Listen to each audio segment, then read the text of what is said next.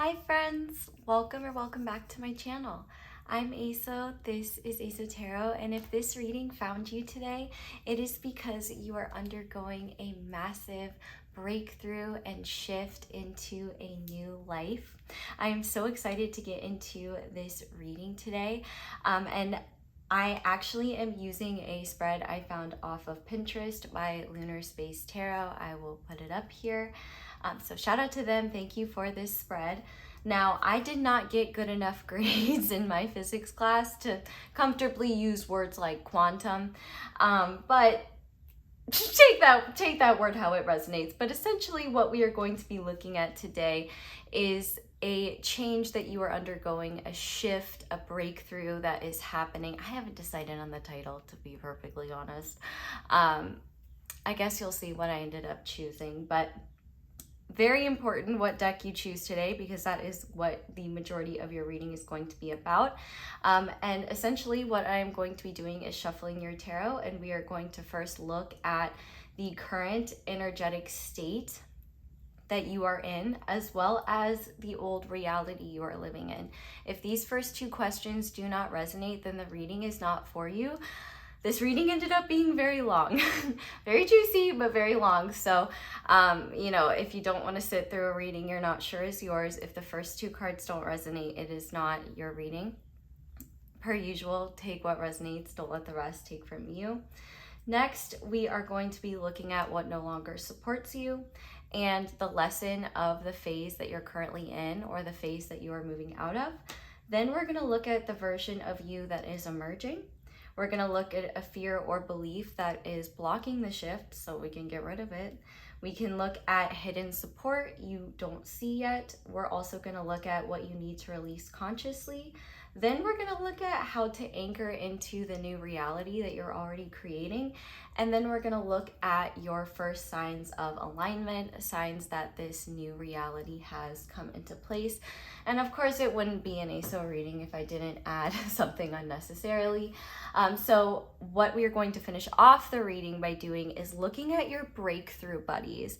And these are going to be essentially energies, signs, symbols that all will be significant to you during this time.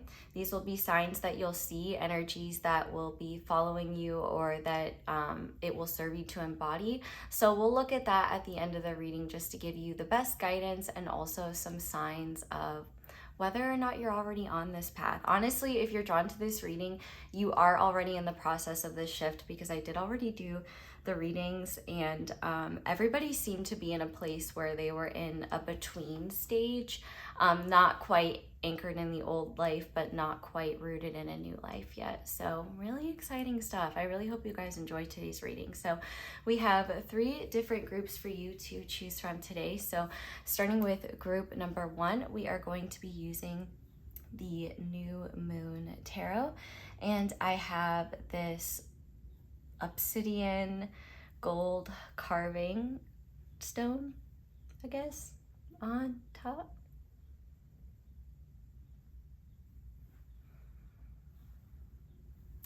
And then for group number 2, we are going to be using the Intuitive Night Goddess Tarot, and I have this snowflake obsidian heart on top.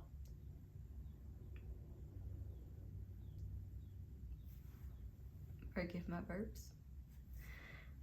And then for group number 3, we are going to be using the Synesthesia Tarot, and I have this Euperlite third eye triangle guy on top. So go ahead and pause the video if you need to decide which group you feel most drawn to.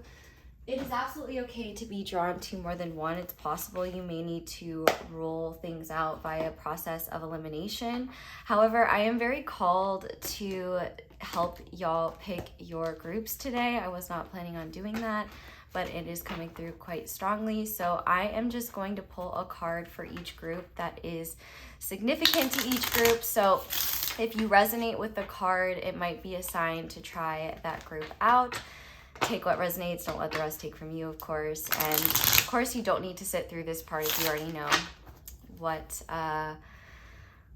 groups what group or groups you're drawn to. So for those that would benefit from seeing group 1, what signs, symbols, and syncs are significant for group 1?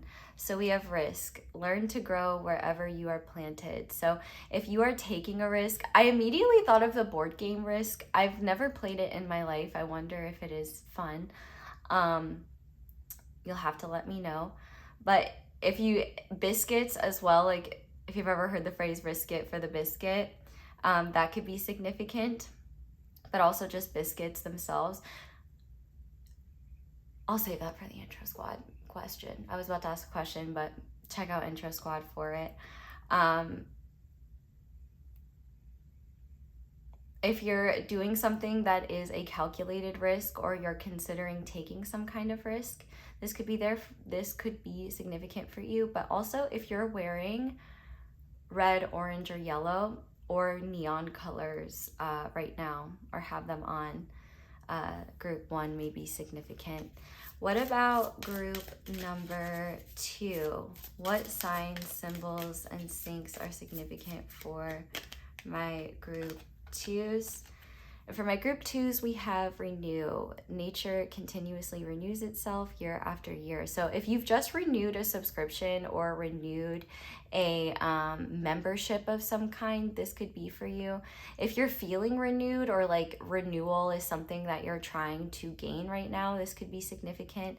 If you've been wanting to go on a spa day, or are planning a spa day, or are just creating a spa day at home, the word spa in general could be significant. And you know what? And it doesn't have to be spas and like a bath. I think there's a ancient Norse type of spirit work called spa, but I could be wrong. So take that as it resonates. But also the name Renee, male or female. And animals with R names, rabbits, rats. I can't think of any other animals. There are definitely other animals with R names, but I can't think of them. Rangaroos. Rish. I don't know. I'm gonna think of animals that start with R all day after this intro is done.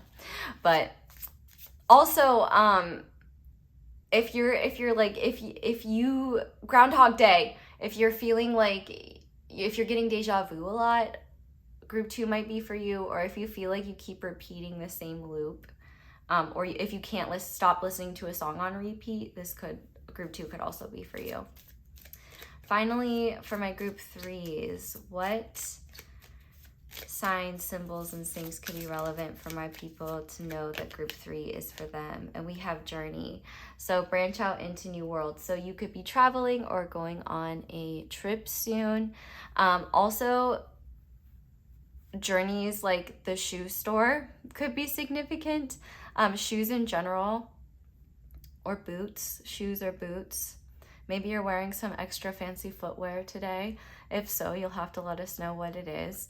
Also, Journey the band, if you're listening to any songs from them. Or if you're on a blank journey, like if you're on a healing journey or an evolution journey. I don't know if anyone says that, but or if you're on like a spiritual journey of some kind, this could be significant. Also, if you've been trying to lucid dream, or if you have been like discovering new worlds, like within yourself, within your community, or out in the great big beyond, group 3 could be for you. Also, journaling could be significant for my group 3s. But that is all I have for pile picking help. And it's intro squad time. Intro squad, I appreciate you guys so much. And I have 2 important questions today. The first one is, what is a food or drink some sort of consumptive pleasure of the nourishment kind that you had that like changed your world the first time you had it. Like you can remember the first time you had it. I will go first. It is kind of shameful for me to admit this, but I did not have biscuits and gravy until my freshman year of college. I was at Miami University. I don't go there anymore, so I feel free. So I don't feel weird about saying that. I remember it was like in the 24-hour diner in the student center. Armstrong, yes. Anyone that goes to Miami of Ohio, I used to stomp those grounds, only for 1 year though, because I hated it and I needed to leave. But you know, grateful for that year. It taught me where I didn't want to be, and that biscuits and gravy are something that I cannot live without. I remember where I was the first time. I will never. My third eye opened the first time I had biscuits and gravy, I guess, is the point of all that. But yeah, that feels like a million years ago. I think that was 10 years ago, literally. Pretty wild. Other question. Words that sound like what they mean. I have been going through some in my head all week, and I wondered if you guys had any yourselves. And so what I mean by that is that the way you say the word, it sounds like what it means. And I'm also going to invite my friends where English is not their first language, or if you are bilingual, trilingual, multilingual, kings or queens, words in other languages that sound like what they mean. Lay them on me, because I just really find them fun and satisfying. Here are some that I have had in my head that I think work. Scandal. Scandal sounds like what it means. Snark. Snark sounds like what it means. Doohickey. Like, come on. Sounds exactly like what it means. Bubble. Like, bubble sounds like a bubble. I'm trying to think if I have any others. I definitely have more, but I just can't think of them right now. But you get the point of what I'm saying, right? So yeah. Honestly, risk sounds like risk. Anyway. That's all I have for you guys today. Those are my questions. Yeah. I would say let's get into the reading, but I already filmed it for once, which is very rare because I usually film the intros first and then I do the readings. Very different setup today, but I guess that's what we're about, shifting into new worlds. That's what the reading's for. So once you've picked your group of groups, you can go ahead and scroll down to the comment section or the description box where I'll have all the timestamps listed below, as well as any other important, special, fun links to support me or things like that. All of that will be linked down below. But yeah, I love you guys so much. Thank you for being here. Be sure to leave a like or subscribe or anything like that if you enjoy what we're doing here. But yeah, once you picked your group of groups, I will see you in your reading. Hi there, Pile 1. Welcome to your reading, and thank you so much for being here. If you guys chose the Black Obsidian geometric shape and the New Moon Tarot, this is going to be your reading on the key to your breakthrough that's already within you, that we're going to help you find so that you can shift into the reality that's aligned with your highest good. So while I'm shuffling, I just want to invite you to focus on the deck and just set the intention that the messages most necessary come through for you. You will know whether this reading is for you or not, because the first two questions will need to fit. So if the answers to the first two questions, your current energy state and the old reality you're living in, do not resonate, then this is not your reading. Do not force something that doesn't fit, but feel free to try another group and see if you can find that energy there. Another message that I feel called to say before I even start is that I always take this crystal with me when I travel. and I don't know who needs to hear it, but if you're planning a trip or you're leaving on a trip soon, it might be beneficial to have some sort of black obsidian or black tourmaline with you when you travel. It might bring you some comfort. One of the nice things about crystals is that besides my emotional support hairbrush, crystals are definitely my other emotional support item that I like to carry with me. So yeah, for anyone who needs that, there you go. But if you are traveling, where are you going? Let me know. Okay, and if you end up enjoying this, thanks for leaving me a like and letting others find it too. Ooh, okay. The fact that I just saw the Magician poke out definitely tells me there's some powerful energy coming through. And I definitely think that you are much more aligned with your highest self than you realize. First thing I gotta say is stop being so dang hard on yourself, because you've already done and accomplished so much more than you realize. And honestly, you can't appreciate how many small choices that you've made recently have shown evidence of like big growth. So I just want to put that out there before we start. But let's go ahead and see what your current energy state is. What is group 1's current energy state, please? We have the 2 of Wands. Okay, I like this. So it seems like you're in an energy right now, not necessarily of action, but planning. I think you're visualizing the future more, and I think that you are in a place of inspiration has already come, but now you are creating a vision.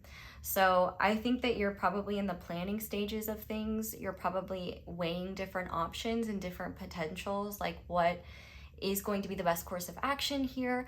And also you might be struggling. Speaking of choices, one struggle right now might be knowing which choices to make. I think you're trying to discern between what is authentic and what is familiar. And you're probably having to go through this trial and error process of making those decisions and seeing like, oh, nope, okay, that I chose that because it was familiar, not because it was expansive, or oh, this choice felt really uncomfortable to make, but I know it was the one I needed because of the outcome as a result. So I definitely feel like you're in this place where you are envisioning your future, thinking up of plans. Travel might be involved. I mean, we've already had that message come through. You might be like looking at places to stay, or, you know, filing visa paperwork, things like that. I definitely just see you, no matter where you are, you're in the planning stages of the future you're trying to create. So I already feel like you're in a really good spot, because you're definitely not holding on to the past. I say that, but then who knows what's going to come through here. So let me just make sure I'm not getting too far ahead of myself. So what is the old reality that my group 1s are living in?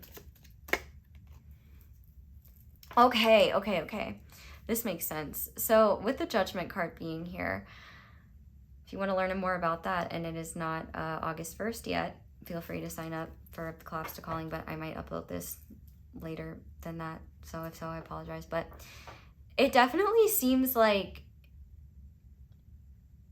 you're still processing whatever revelations have gotten you to this point of your planning stage, if that makes sense. So what I see about the old reality that you're living in is I feel like you haven't quite fully processed the shock of what life is calling you to do. And I would say that there's just remnants of your old life still present, where you're probably aware of what doesn't fit anymore and what needs to go. And I also feel like for some of you, it's like a thing I'm getting to, or it's a, yeah, but I'm not quite ready to let go of that. And for others of you, it's a, yeah, this is there, but I feel like it'll fall away naturally. I definitely think a lot of the old reality you're living in is gone. So yay. But I do think that you're in this interesting cocoon, awkward stage where you're not quite out of your old reality and not quite in the new one. But I do think the old reality you're living in is one, when you are living in it, because I feel like you could shift states very easily. I feel like you could wake up in the morning. Oh no, I'm just hearing the Sopranos theme song. Well, I don't think it's a theme song. I think it's an actual song that they just used for the opening. But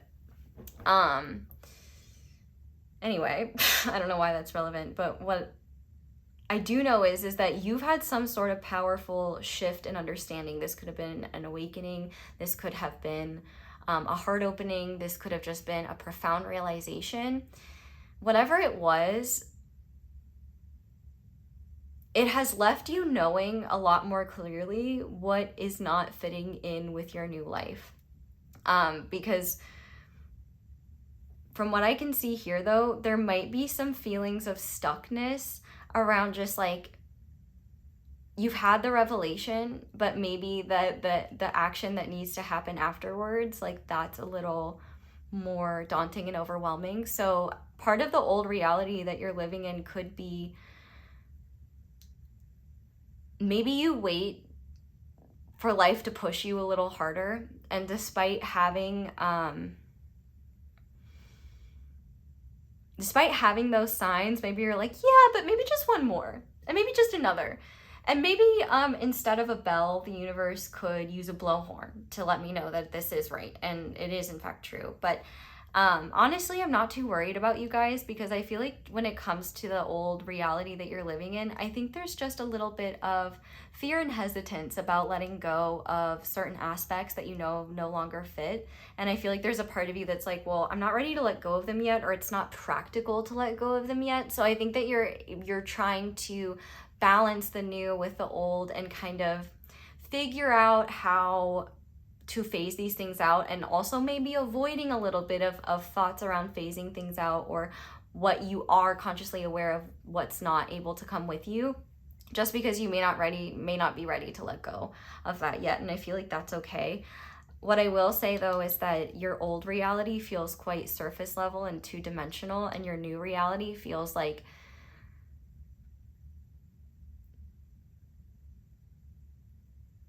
I'm hearing the word lifeblood, and I took a deep breath when I said that, because it literally feels like breathing. It feels like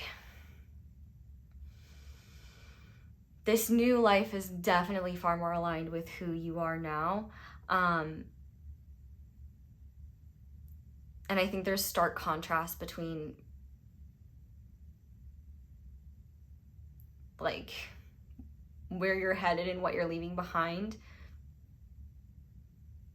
But I do think like the process, like the mental attachment to certain things from the old life, and the sentimentality you have towards them, I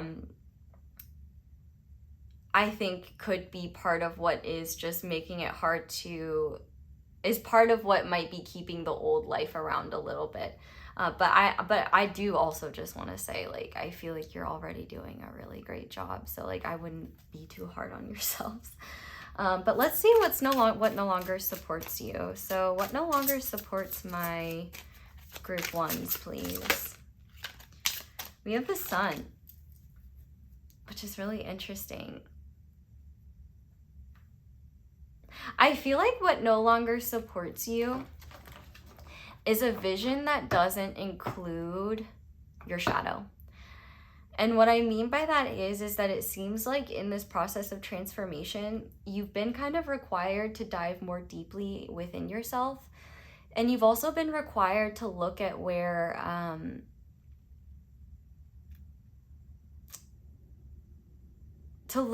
you've projected more softness than there is, and also projected more like,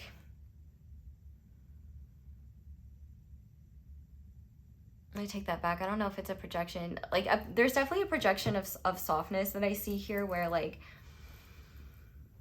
I feel like in the past, I feel like there's just an expectation that you have of yourself. Like, I need to show up and I like in my world and be a light to others, to be like a positive source to others. I need to be what others need. I need to shine my light. And also like, I need to be grateful. I need to be fun. I need to be lighthearted. And I think that those are wonderful qualities within you, but they are not as wonderful when they are coming from a place of, I need to be doing this, rather than like authentic to who you truly are.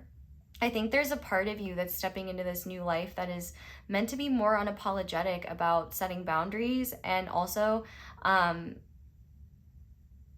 accepting how others take the changes that you're making. Like, for example, with this Sun card, I feel like one thing that no longer supports you is this idea like you always have to be light and sunny and brighten other people's days. I think that that is maybe something that has actually caused you a lot of darkness.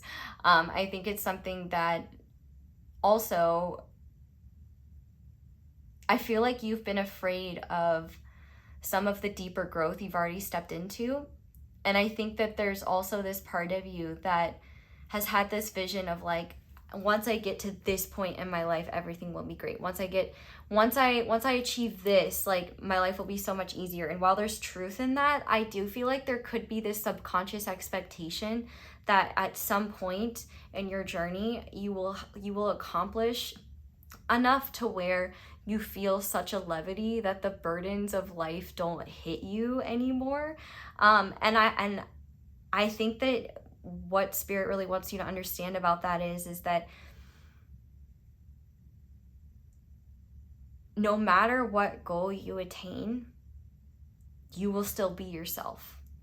And like, for example, you know, a lot of the people that can afford to basically avoid life and never have to do anything for themselves, they're quite miserable people. They don't really, like, their life might look sunny from the outside and what they project, but like a lot of times there's a lot of fear and a lot of like, there's a lot of stuff going on underneath. There's a lot of like hoarding and holding on, and like I just don't think that's you. And I feel like as well, you might have, I think the biggest thing that doesn't support you anymore is this expectation of a vision that is simple enough to where everything feels resolved and complete, like the end of a children's story, or a happy ending. And that's not to say that you don't have a happy ending. Ending is just a moment. What no longer supports you, period, is the idea of a happy ending. What needs to support you now is the idea of a happy living. And honestly, a lot of joy doesn't just come from the lighter side, like the lighter things in life, the obvious things that bring us joy. A lot of our joy as well can come from facing challenges head on, learning things about ourselves that we couldn't have until we walk through the valley of the shadow of death. Like, there's so many things that truly fulfill us and bring us more joy that we can't really discover until we're willing to dive deeper within ourselves and face discomfort. And so I think what no longer supports you is this idea that are any ideas that dehumanize yourself and simplify the expectation of your future life experience in a way that removes the complexity that all of our lives hold and the complexity that lies within you. And I think also what no longer supports you is a vision or an idea of yourself that expects you to show up in a way that is like unnatural and customer servicey. Like, it doesn't honor your complexity to expect yourself to show up and make sense and be constantly monitoring and policing yourself, where you have to be so concerned about how you come across to others or how your energy impacts others. And instead, I think there's a surrender in assigning yourself that role. Because I think, honestly, number one, I think it probably comes from childhood. I could definitely see some oldest siblings in this group where you felt like you had to keep things light for others, but it just may be parentified children I see in here as well. But also too, if there are like let's say, for example, maybe you have like grown children or something like that, it may, or just family members in general, it may not support you to hide what you're truly going through in order to like bring others more comfort. It may be good to just kind of, with trusted people, just share more of what you're experiencing and going through. And because honestly, I feel like the value isn't in other people truly understanding it. I think in the value is in just sharing it and getting it out, because I think there's a lot of wisdom for you there. It doesn't support you to have a vision of yourself that denies your humanity or denies your evolution. And what no longer supports you either is revolving around something that isn't yourself. You're stepping into more selfhood, which I really love. So, what is the lesson of this phase that group 1 has been moving through? We have the Knight of Wands. I feel like the lesson of this phase is charging ahead even when you feel afraid. And also recognizing that shadow work isn't necessarily always like sitting down and diving deep within ourselves and I don't know, going all young on ourselves. Living that young life, you know what I mean? I think the lesson in this phase is recognizing that you don't have to do everything perfect. You know, the Knight of Wands can be kind of impulsive and reckless. And I think that in some ways you have been, well, number one, I think that you've been hurt by behavior like that, which is why, you know, you do go to great lengths to honestly monitor and police yourself to make sure that you don't behave in those ways. But as a result, I feel like it's made it a lot harder for you to act on creative impulses more quickly. I also think it has made it harder for you to just live authentically. I think that you have struggled to give yourself permission to be flawed. And I think you've struggled to give yourself permission to make mistakes and be messy. And I think the lesson of this cycle is about realizing that the greatness you've awakened to within yourself and that surrounds what you're stepping into, that greatness doesn't come from being fully formed. That greatness comes from being courageous enough to act towards what it's calling you to and accepting that how you get there won't be perfect. You know, anyone who is an artist or just brings the visions in their head to life knows that the way we see it in our head is more often than not how it ends up grounding in this dimension.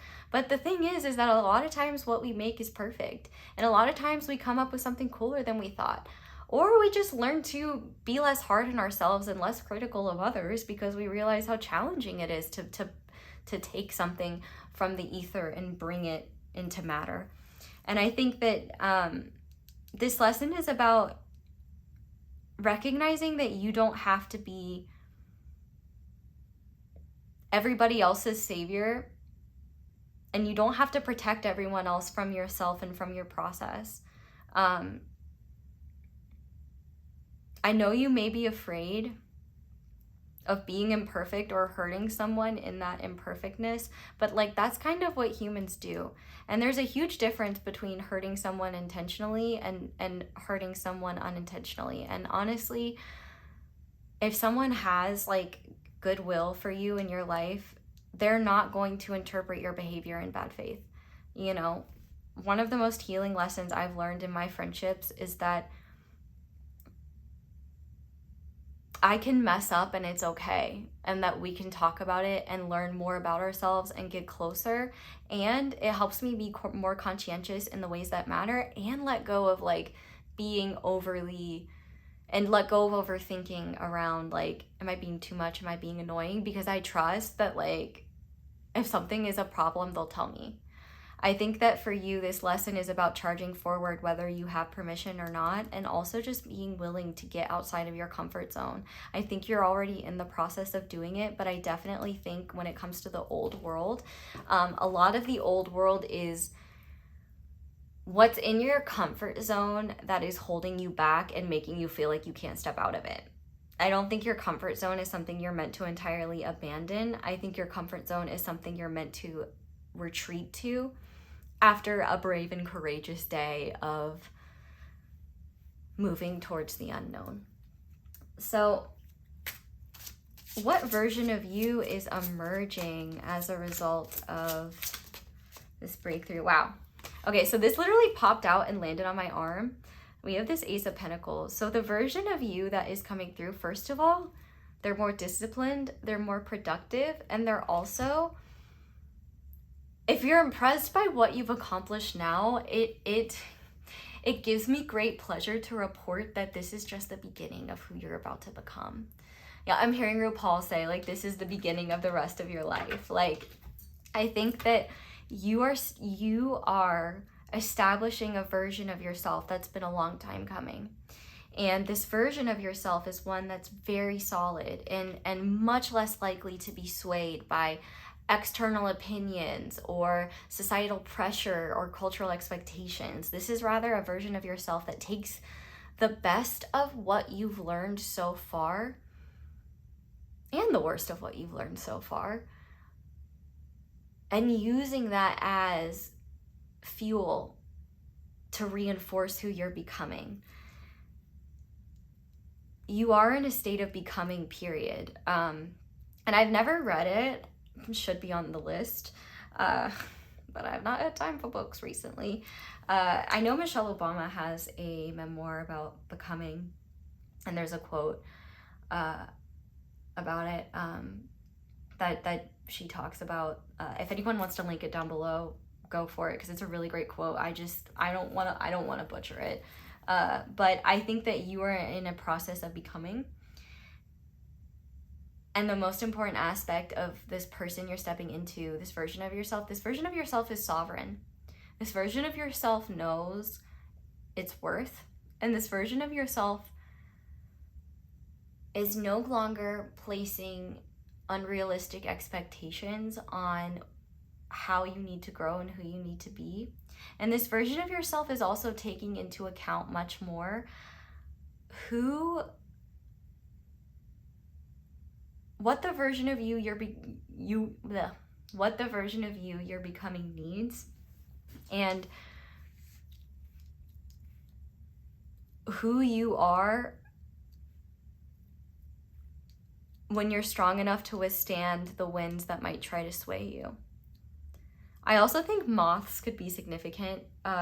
If the way that this card landed, it landed on my arm, and it was so light, it was very graceful. So first of all, too, I think that this version of you is a lot more stable, a lot more graceful. And I think that you might find that you might be attracting moths or seeing them everywhere. That could definitely be a breakthrough, buddy, that you find. But this new version of you as well is much less likely to be swayed, is in much less danger of being destabilized by something outside of you. And also this version of you that you're coming into,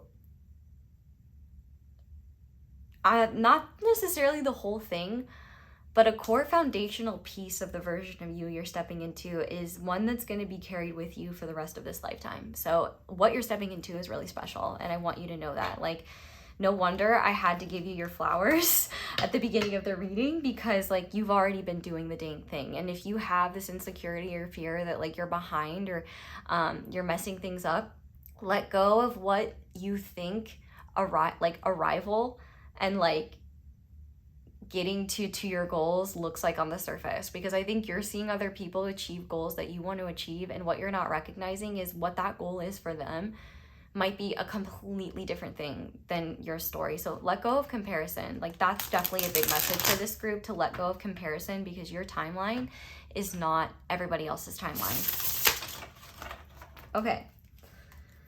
So what fear or belief is holding this shift back or making it harder to move forward? Yeah.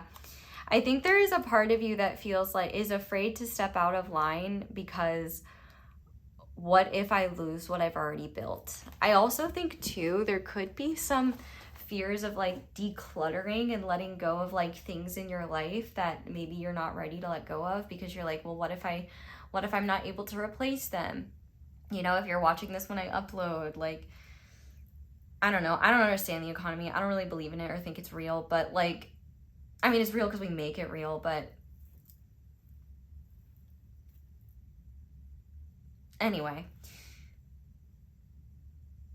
I feel this is kind of the quintessential holding on to scraps because you don't trust a feast awaits. And I think that also one of the fears that you have is of greater instability, but I think that's kind of the irony here, is that you're stepping into much deeper stability than what you're at now. It seems like holding on is causing you to hold back. Whatever you're holding on to, and I do think this is specifically material possessions, routines that no longer serve you, or just like for example, ways of showing up in the world or at work, that just do not align with who you are anymore, or do not align with who you're becoming.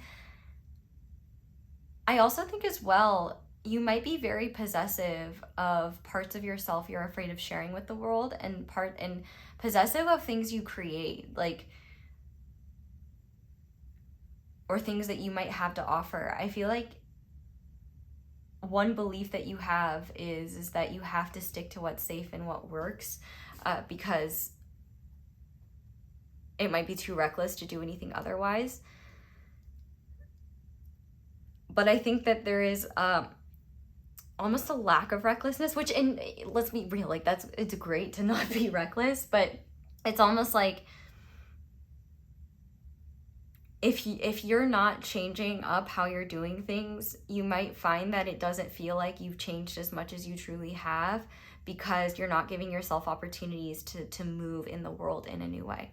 So I would definitely recommend that, like, even if it's just taking a new route to work, or trying a different restaurant than what you typically go to, or going to the same restaurant you love and picking out something different off the menu.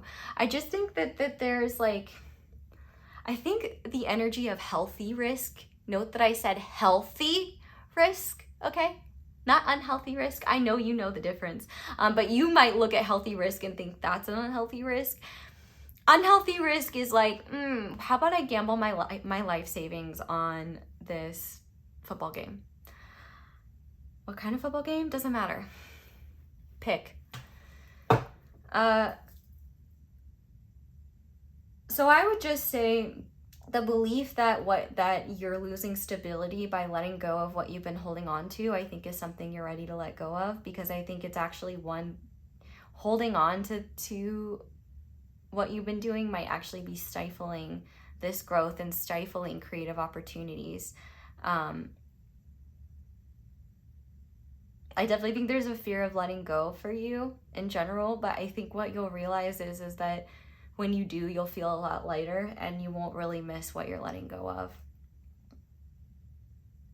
I do think, though, there's also a fear that other people will be attached to the old version of you and will not be supportive of who you're stepping into. And I feel like there's an important message there, that is not a fear you should be afraid of. That is a blessing.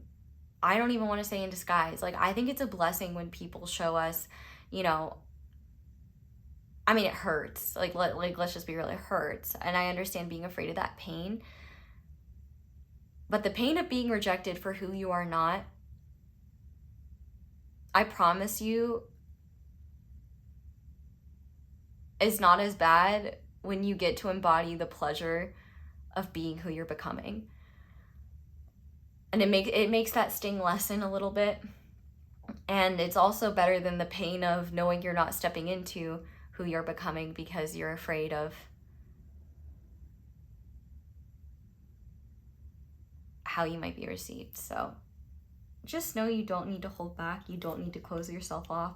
And in fact, the parts of you that you judge the most, I think, are the parts of you that others would relate to a lot, and that and they're not judging you for them. In fact, I feel like when you're around people that you feel really like a certain insecurity comes up, pay attention to that, because I don't think it's this person thinking that thing about you. I think you're picking up on them having that same insecurity about themselves, and it's an opportunity for you to go, now, is that insecurity in them valid? And I think you're gonna find almost 9.9 out of 10 times it's not, and it's gonna help you let go of those insecurities within you that you know aren't valid. Okay. So what hidden support is available to my group ones that they don't see yet? Okay, so we have the Hierophant and the Ace of Swords. So I do think, number one, I think there could be some sort of leader, guide, therapist, counselor, or just elder that you respect that has a lot of wisdom for you as you step into this. And for some of you, and with this Ace of Swords here, for some of you, in fact, it could even be a lot of you, this may not be someone in your like physical community, like in in your location, but it could be someone that you look up to in an online sense, or that, you know, is not on this planet anymore, that, you know, has left behind a lot of really wonderful resources. Like, for example, I'm reading this book by Judy Hall about the Hades moon, and Judy Hall's work is just so great. And so it may be that I don't know, maybe you guys need to explore Judy Hall. You might find some value in her work. She's definitely a really great astrologer, and she's written some cool stuff about crystals. I think that the hidden support you can't see is that whatever structures you're trying to set up and get into, I do think there are people that have established themselves in ways that you could take their guidance, or just learn a lot from them by reading their works, or listening to what they put out there, or joining like something, like, for example, if there's like a seminar, or, you know, they're touring, you know, going and showing up. But I also think too, if there are,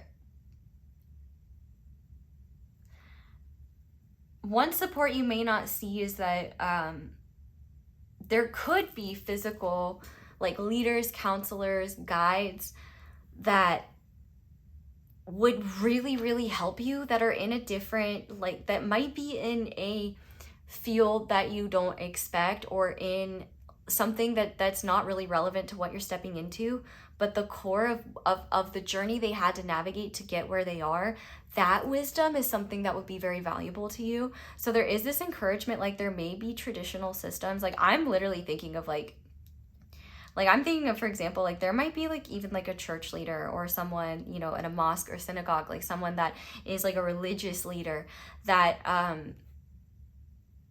they could be really helpful to talk to, not in terms of like specifics of how you're meant to move, but rather talk to them about the struggles you're carrying.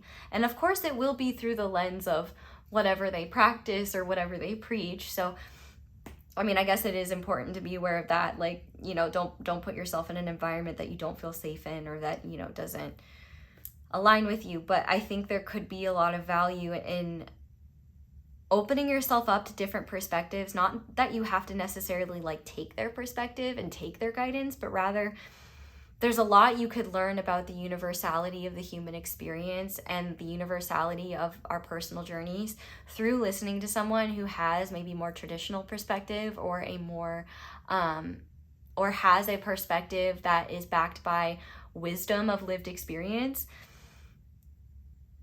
that you could really benefit from and bring you clarity. I definitely think that whoever this is, like, the fact that it's an elephant here, it definitely tells me that the type of person you should be looking for is someone who's gentle and compassionate. They're not the type to shame. They're not the type to victim blame or anything like that. I think what you're looking for is someone who sees themselves in others, sees their struggles in others, and loves helping others find the way to their own light and trust themselves. Like, I definitely think that there are, and I think with this Ace of Swords, there's an encouragement even. You might know who to reach out to when the time is right.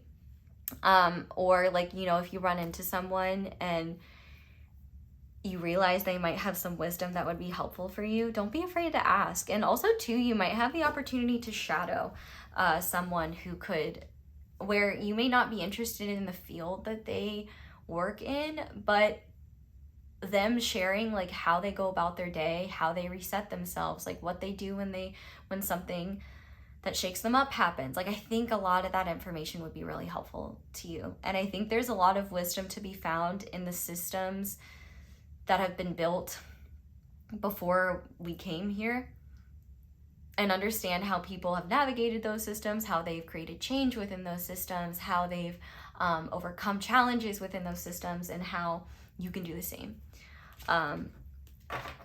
Okay, So now let's see what you need to consciously release. Well, you don't have to, but it would help you. Beautiful. With this Strength card, you need to release the idea that you have to go at it alone or that this change has to happen through force. I actually think the strongest thing that you can do is release the need to feel like you have to control how things are happening or you have to control yourself. Like there's kind of this Elsa energy here from Frozen, like conceal, don't feel, and like let it go.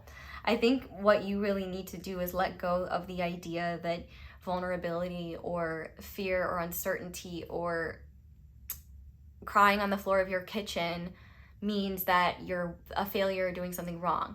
I gotta be perfectly honest. I am not able to accomplish a lot of things without crying first. Well, that's not true. I'm over exaggerating. Sometimes before I can do something, I need to have a good cry. And it really helps. Cry and do it anyway. You know, you don't have to suppress and hold back what is already a very challenging process. And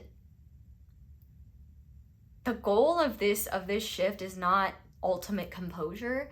The goal of this shift is to accept the messy evolution of a human in development and accept the fact that, like, yes, you are going to look out in the world and see a bunch of clowns and you're going to be frustrated and angry and be like, why am I part of this circus? And then you're going to go home and look in the mirror and see your own clown face and know that what's in them is in you, maybe in different ways, maybe not to the same degree, but like, we're all juggling balls in this circus, and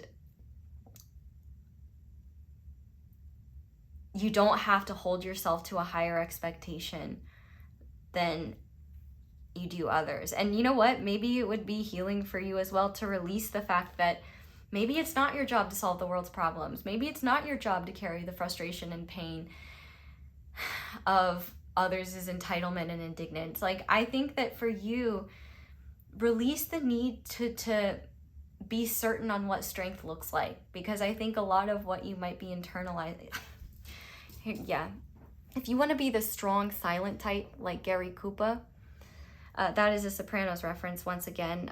The main character, Tony Soprano, you know, he says that in therapy. He's like, you know, I respect the strong silent type like Gary Cooper. And the thing is that the strong silent type doesn't really exist. I mean, it can exist to a degree, and I think there are some people that are like that, but usually they're quite emotionally repressed and like are just very private about that. Like they definitely, like Gary Cooper definitely had human moments. There's no way that he was always strong and always silent. You know what I mean? Like, that's just an impossible standard to set.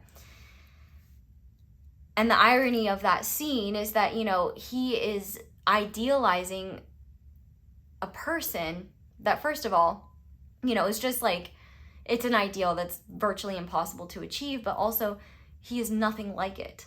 You know, he is loud, he is impulsive, he gets angry really easily, things set him off really quickly, he's very opinionated, he raises his voice all the time, you know, he takes his rage and aggression out on things and stuff and people. Like, he's far from the strong, quote, strong silent type. And the idea that there is strength in silence, I think, is complete bullshit. It took a lot of strength, for example, in that show, for someone like him to go to therapy to begin with. Like,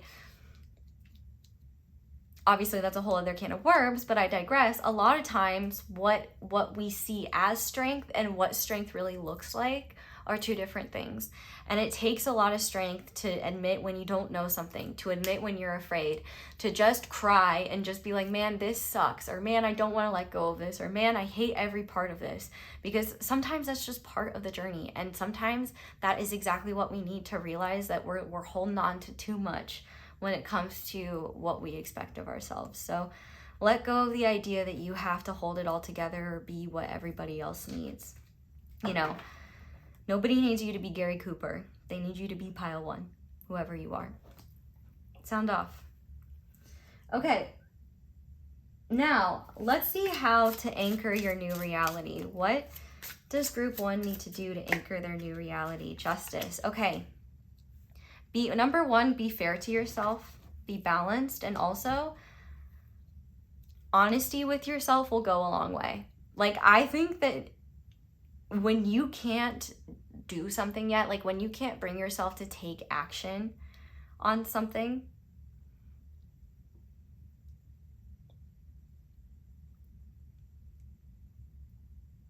compromise with that inability by just facing the truth of where you're at. I can't move forward here yet because I'm too scared and I don't feel ready. I can't move forward here yet because I feel guilty about leaving behind XYZ.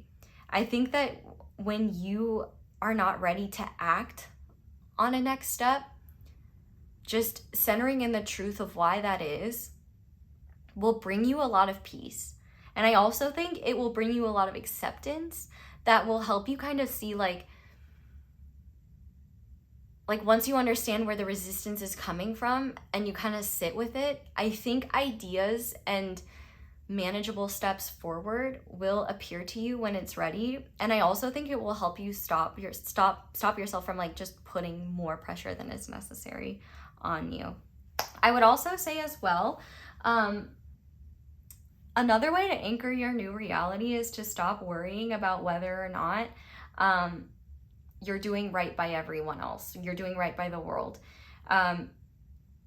Focus on doing right by yourself and let go of the feeling like other people have a better idea of what you should be doing or that other people are the judge of you.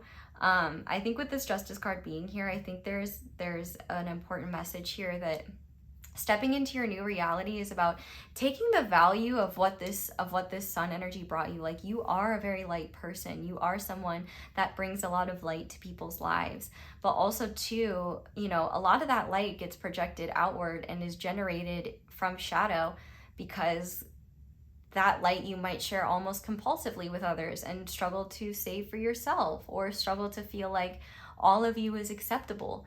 You know, the parts of you that don't want to have a smile on your face, that don't really, you know, that doesn't feel great, that you can step into your new reality by being fair to yourself and by recognizing where harmonizing and balancing intuitive wisdom with conscious action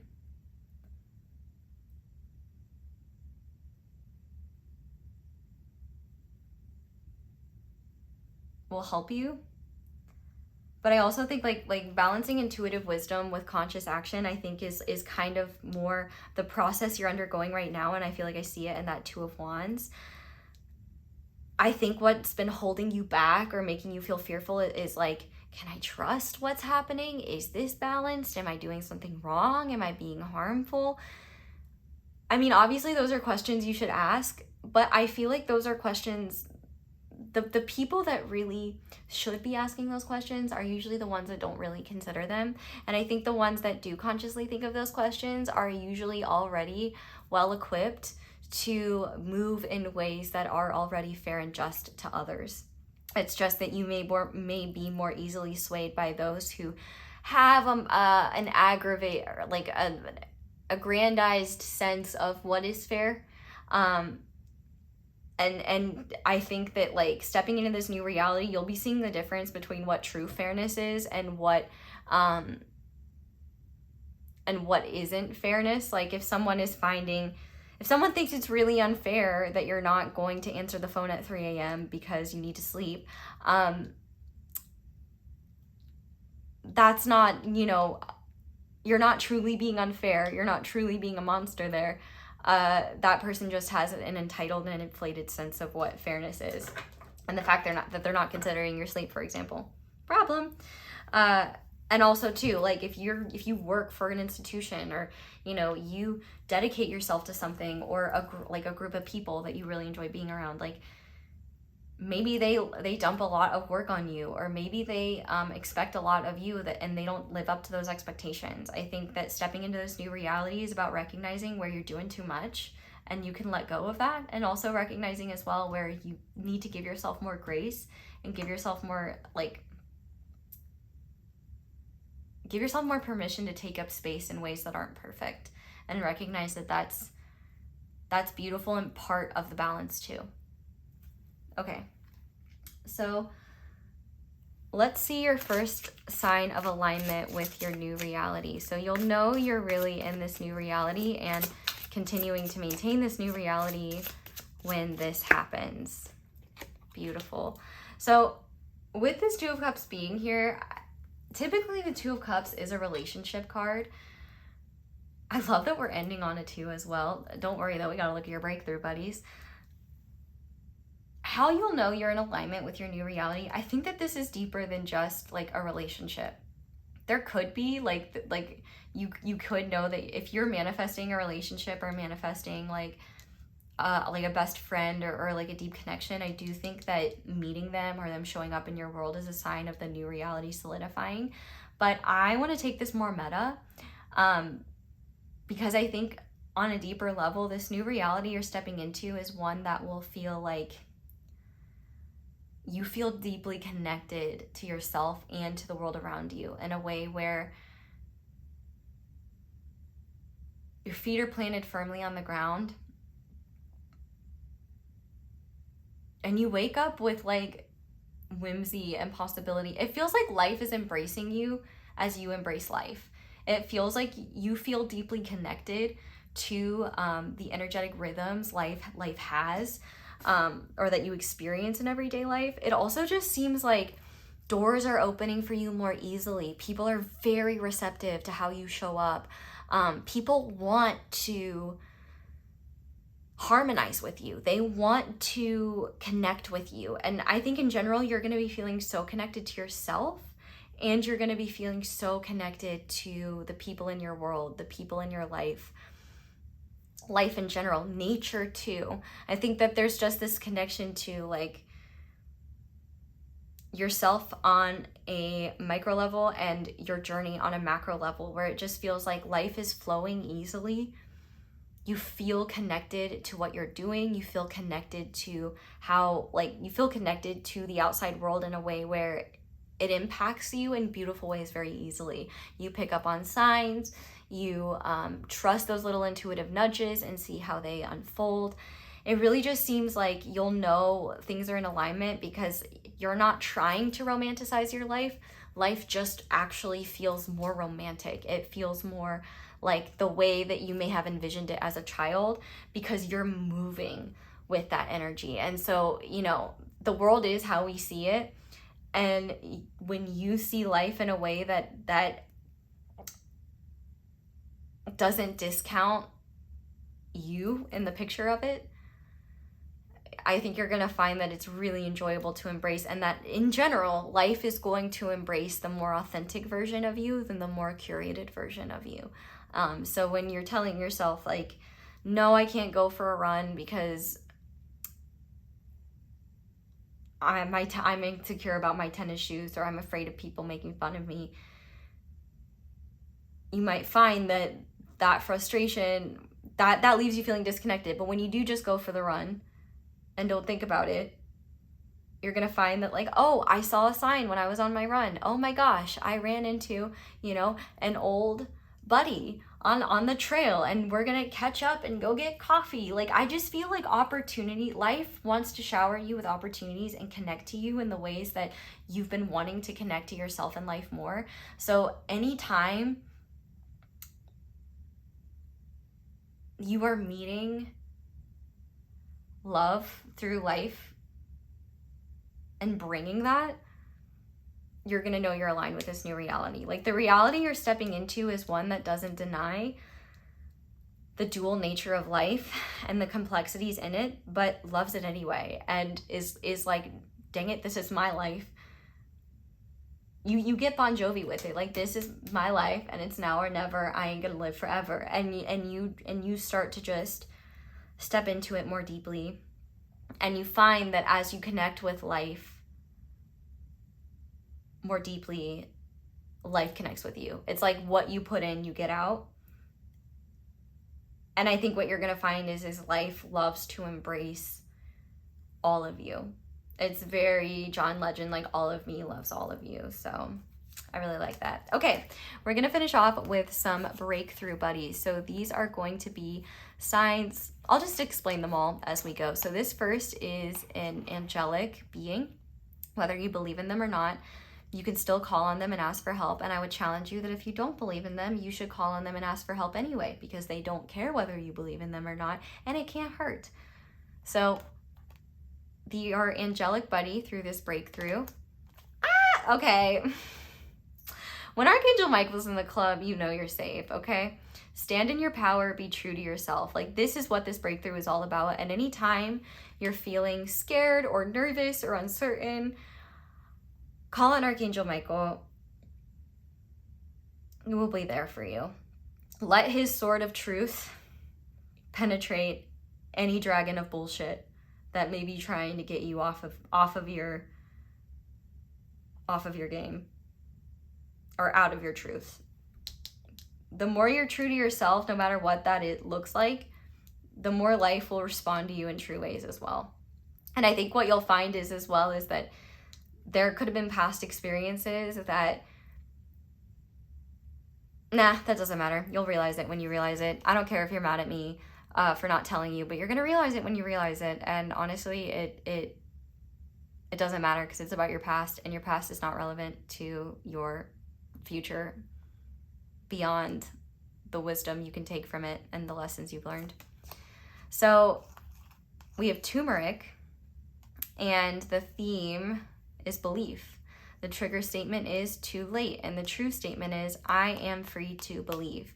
You are clearing away beliefs, energy, and memories that no longer serve you, so the necessary decisions will be made.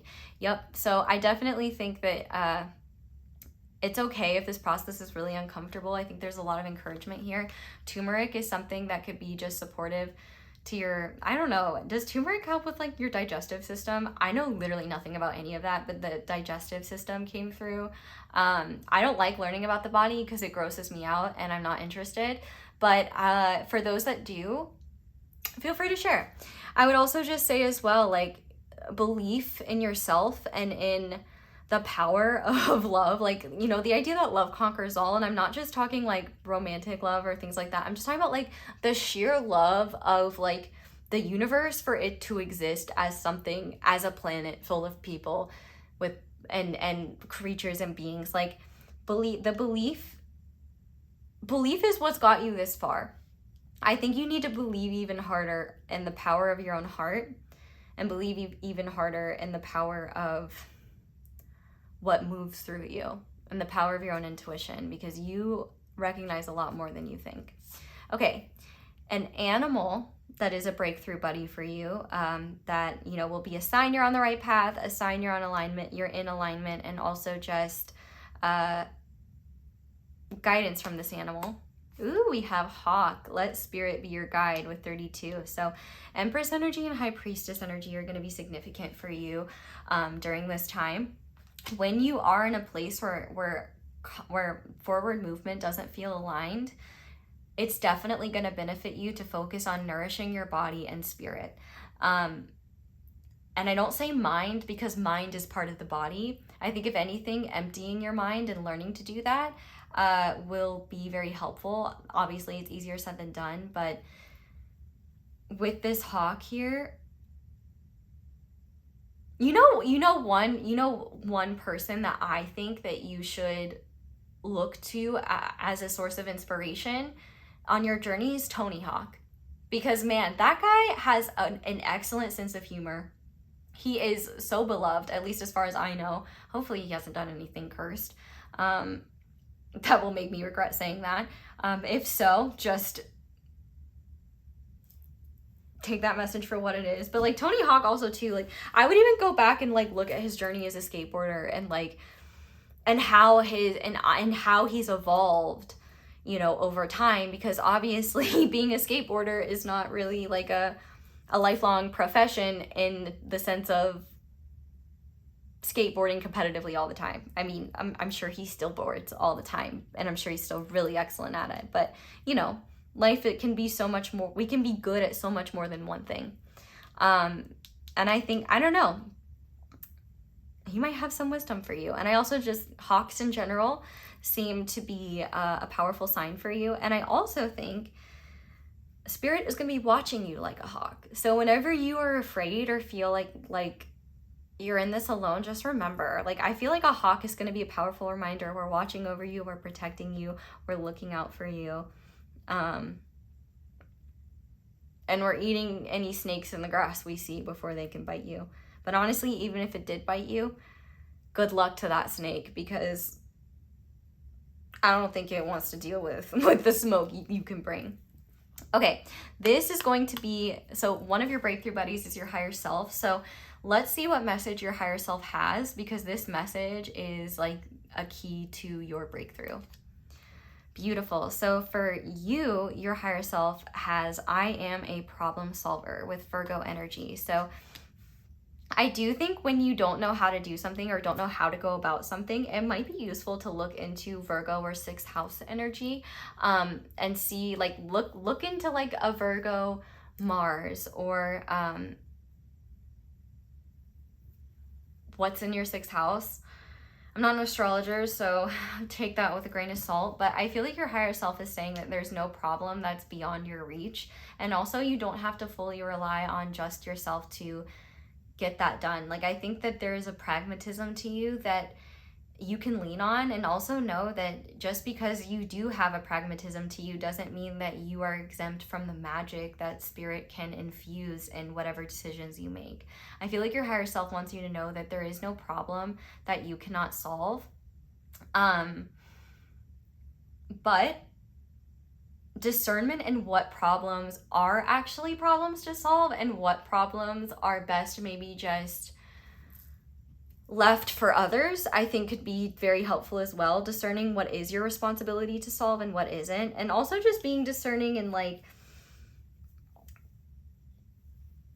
is this something I need to address now? Is this even relevant? Is this holding me back in some way, or can we circle back to this? Because I do think there are things in your world that you might feel like, I need to do that now, but it's not like so consequential that if you wait till later, it will have like devastating consequences. I don't really see devastating consequences here at all. I think the only devastating consequence you're at risk of is looking back at the end of your life and wishing you had been more of yourself sooner. So I think that there's really just the pressure of showing up. Yes, I'm sure it's there, but also and like how uncomfortable it feels to like step into a new version of yourself. I fully believe that's there, but also when you run into challenges, first of all, the challenges you envision, I think, are much scarier and much worse in your head than they really are in reality. And I think some of those fears are going to come true, not because they're truly awful, but to just show you that like they're not as bad as you think, and actually you were over catastrophizing them, and that like you are far more capable than you give yourself credit for. But also your higher self just wants you to know, like, you can do it. You've got this. Like, I love Virgo energy. I empathize with it as a Virgo moon. And there's one thing that I love about a Virgo is that they just don't quit.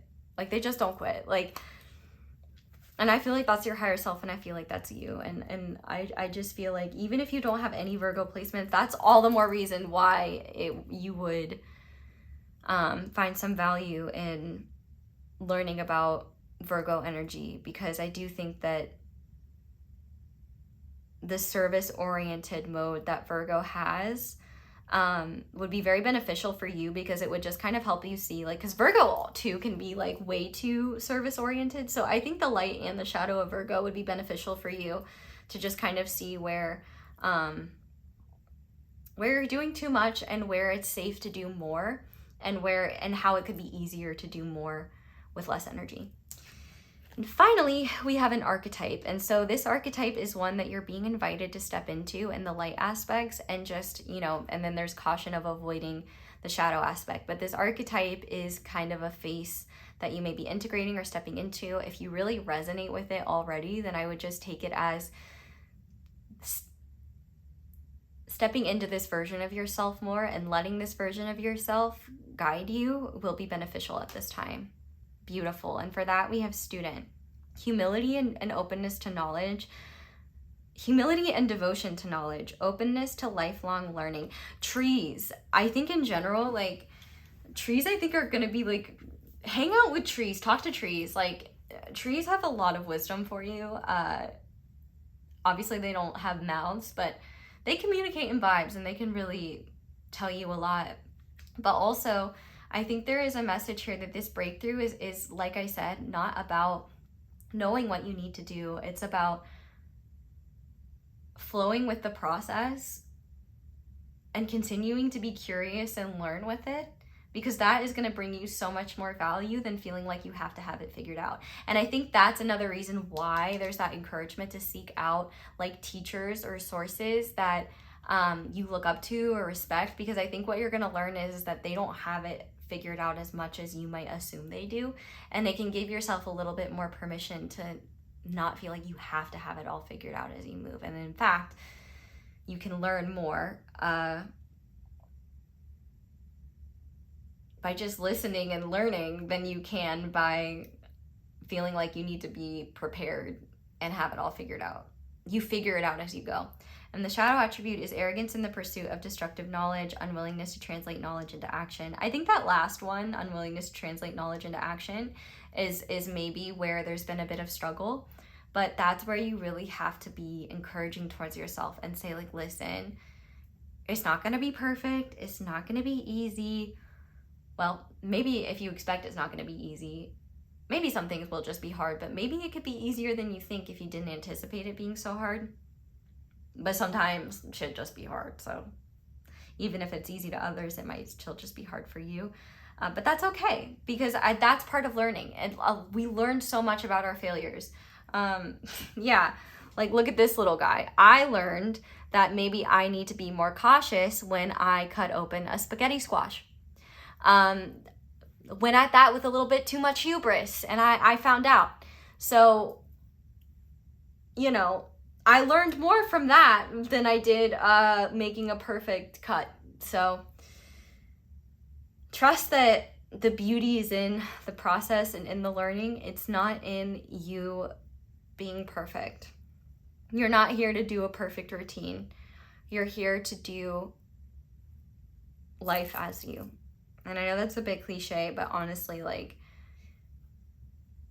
if you let go of the rubric of the expectations that have been placed upon you and the expectations you have of yourself, and just realize that nobody's judging you by them, I think you will feel a lot freer, and you'll also realize a lot of the joy that is fulfilling, that you're going to be culminating in the near future, is just going to come from taking on new skills, doing things you've never done before, and giving yourself permission to just be imperfect and try anyway.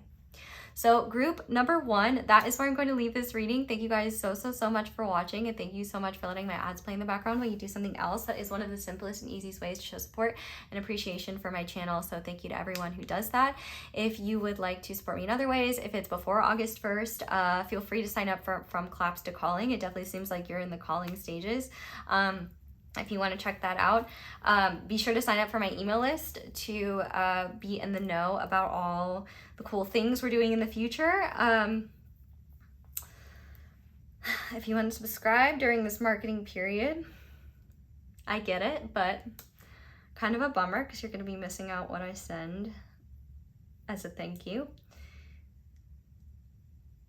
Other things, you know, comment, subscribe, let the ads play for the first 30 seconds, get YouTube Premium so you never have to watch me with ads.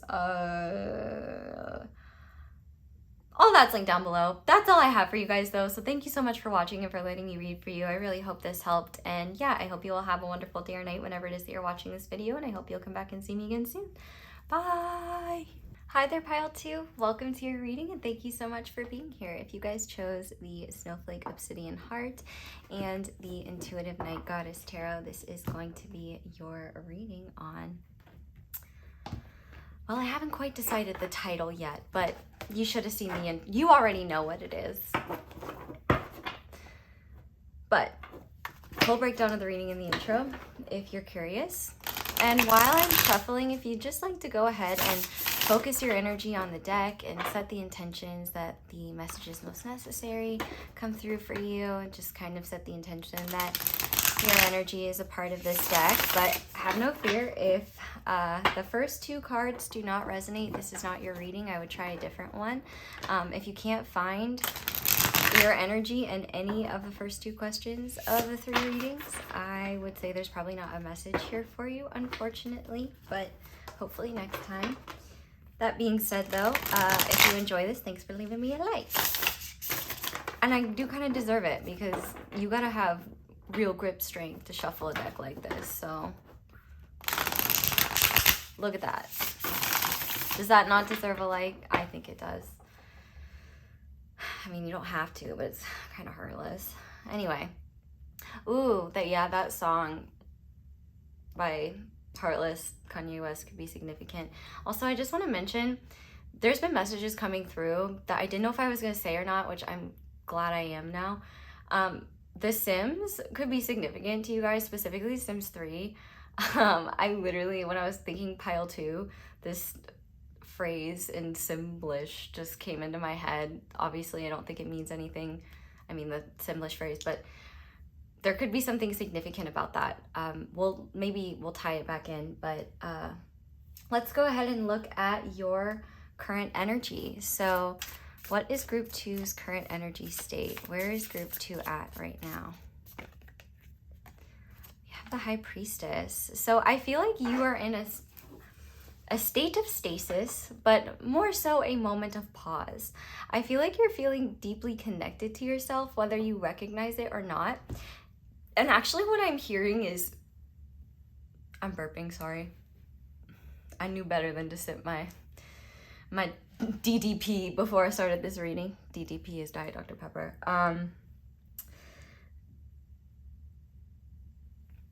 Enough about my DDP, and let's talk about your HP.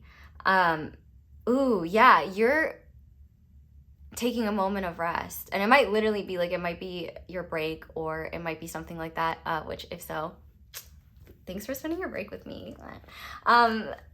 It seems like you're in a place where you're feeling very connected, and the point of what I was going to say with that is, one way you'll know that you are in this High Priestess state is that you may not feel more connected to your intuition or more connected to like the spiritual energies outside of yourself, but there's less resistance to listening to yourself and less internal mental strain, anguish, or just like tension that could be stopping you from just tuning into yourself. In fact, you might have even like just today realized like listen to a cue from your body that you haven't been paying attention to, that you're now like, oh, I need to take care of myself a little bit better. I need to pay attention a little bit better.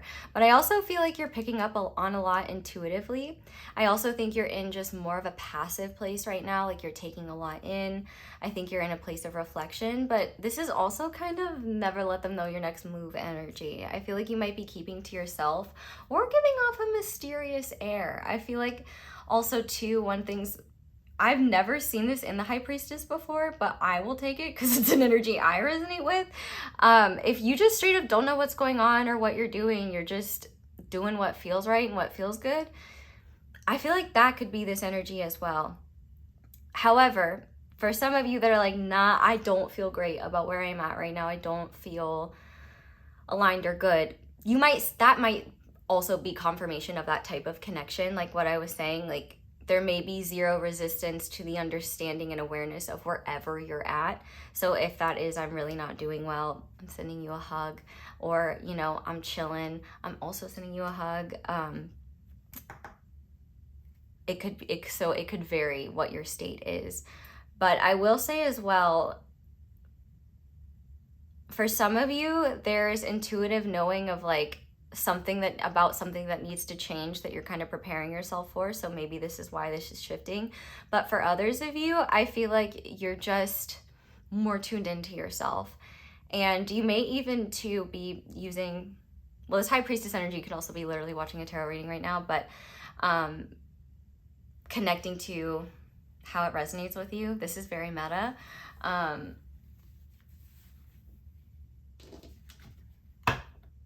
Anyway, let's go further and see. I just almost said and did something so, it's really not that bad. It's funny, but I'm very scattered in this reading. I apologize, which is very interesting because I feel like typically I am more malleable to the energy of who I'm channeling, but for whatever reason, I feel like you're far more coherent than I am channeling right now. There's definitely like your aura feels more quiet. So where you could be is you could have been in a place where things were really chaotic. You're like your mind's scattered all over the place. Like you're just trying to keep up with yourself. And now after like a burst of frenetic energy that's lasted for however long, it seems like you could be in a place where there's a pause and like a moment to relax. And also too, there's like a stillness, like night where you're at. And I don't think it's a bad stillness. I think it's a good and much needed stillness, but there might be some discomfort in what you're picking up on internally, what your intuition is picking up on in that stillness. Let's go deeper. Okay, what is the old reality that group number 2 is living in? So this is the Emperor. I love that. I definitely think the old world that you're in is less nourishing and more unforgiving. With the Emperor card being here, I definitely think that there are themes of control here. And I literally just heard the words ruling the roost. And this could refer to living with a masculine authority figure, but I think it's more, once again, the word meta is coming through. I think it's more personal than that.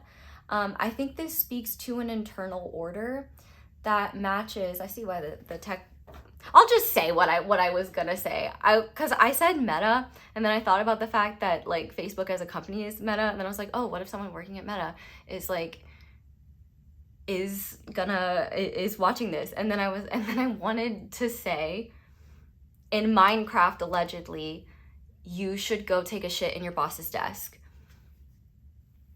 Kind of problematic of me to say, but I think it would be really funny. And I just... So that's what I was going to say, I guess, if you were curious. But I didn't mean it. It was allegedly in Minecraft.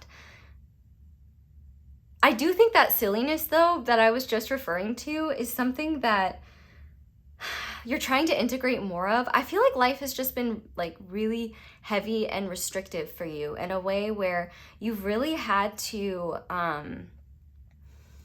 have a very like disciplined way of being and doing things. And if not, it seems like there is an authority. So there's either two things happening with your old world, and they could both be true. One is that your old world is part of an environment shaped by a masculine or male authority figure that's had a lot of power. Or this is an internal state that reflects and matches kind of how a lot of patriarchal authority figures operate. Most of us have this consciousness to one degree or another. This is the type of consciousness that is like, we push through, we fight, we force the outcomes we want come hell or high water.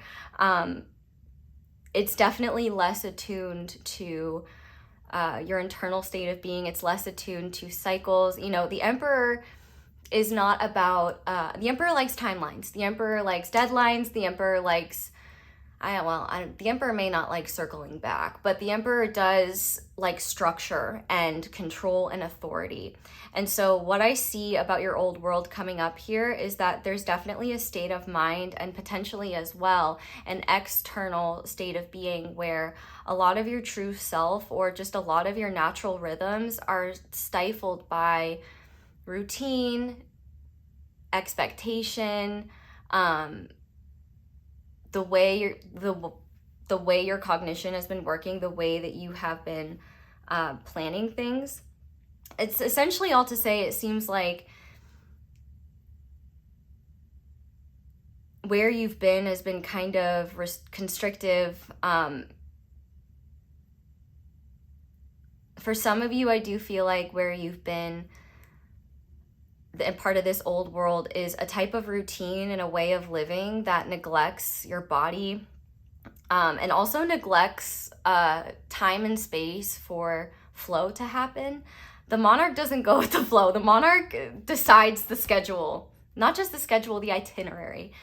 There's definitely kind of an authoritative energy here that doesn't feel like it's truly your own, but it does feel like what you were brought up, how you were brought up to be. So like, for example, you go to work whether you're sick or not.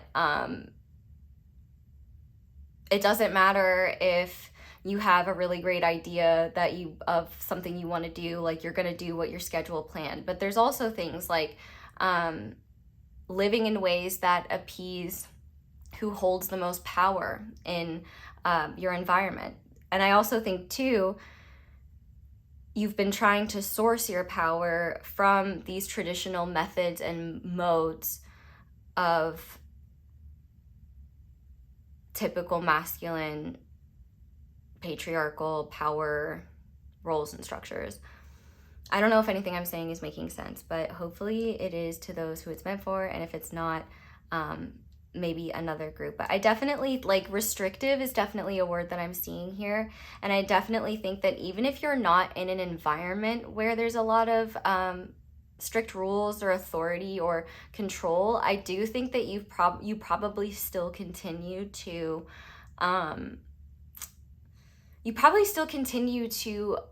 apply that to yourself, even though you know it doesn't work, because it either you haven't figured out yet how to replace it with something healthier and more balanced, or you feel shame in not being that way.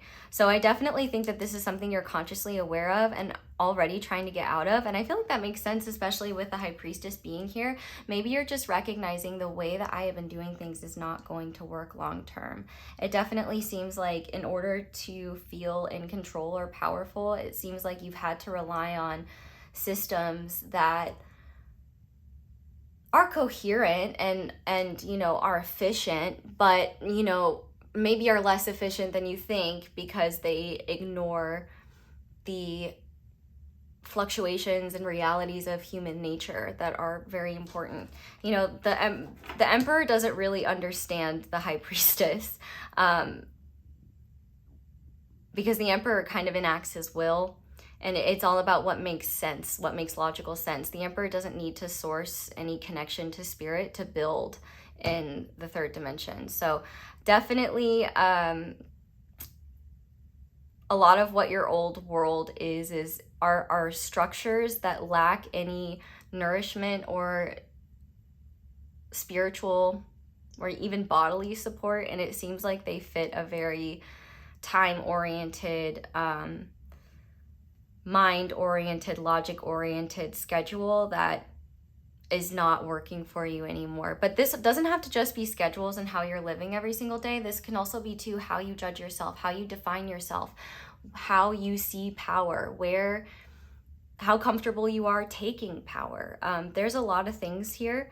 You may even be in the process of like deconstructing patriarchy or just deconstructing certain things that you were raised with that are maybe, you know, just not helpful for you to carry. I do think it's interesting you chose the Intuitive Night Goddess Tarot because this is a very feminine deck, and considering the masculine, like, and it's not, I think the healthy masculine aspects, like, you'll be taking with you. It's the unhealthy ones that are part of this old world. Like, anyway, let's keep going. Let's see what no longer supports you, group 2. I may have jumped the gun there. Yeah, we have the Three of Wands. I feel like can we clarify this actually? We have the Six of Pentacles. I feel like what no longer supports you is showing up in roles that keep people dependent on you, or keep people. What no longer supports you, number one, is enabling in any way. I think that you're starting to become aware of how you support others may teeter into enabling territory or teeter into codependent territory. It seems like you've been taking too much responsibility for not just yourself but others. But also, we have 2 Aries cards here. I can't remember what the 6 of Pentacles is in a tarot card, but I think what no longer supports you is an unbalanced way of living that only supports the parts of you that you feel comfortable with and that you feel like are not only societally acceptable, but that are the least shameful. I also think that what no longer supports you is feeling like you have to execute every vision and every plan you make. I also think what no longer supports you is letting yourself be the person that people go to when they need help or when they need support or when they, like, you're kind of giving, and I understand you on a spiritual level because this was me, you're kind of giving like the person, like if you did group work in school, if you went to enough people, I'm over explaining things. You do that too. You over explain things because, and to be fair, you kind of have to, because it seems like people struggle to take instructions sometimes. One of the best pieces of advice I ever got, ironically, from a manager from Abercrombie, was that you should treat and talk to people like they are in first grade. And if that fails, try kindergarten. And I thought she was joking, and I realized she wasn't. Because sometimes people just do need that much. But I actually think what no longer supports you is a way of being that gives others a pass to not even have to try to meet you at your level. What no longer supports you as well is anything that takes your time and energy from the goals that are spiritually nourishing to you. So this is different than goals that are like, I want to, like goals, like, I mean, other goals are great, right? But you may have goals that are so regimented and maybe not even aligned with you anymore, but you just keep setting them. And maybe they're less so goals and more so like daily routine things, as well as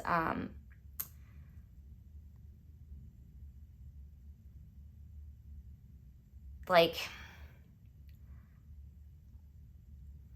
it's a business term that I'm thinking of. It's like,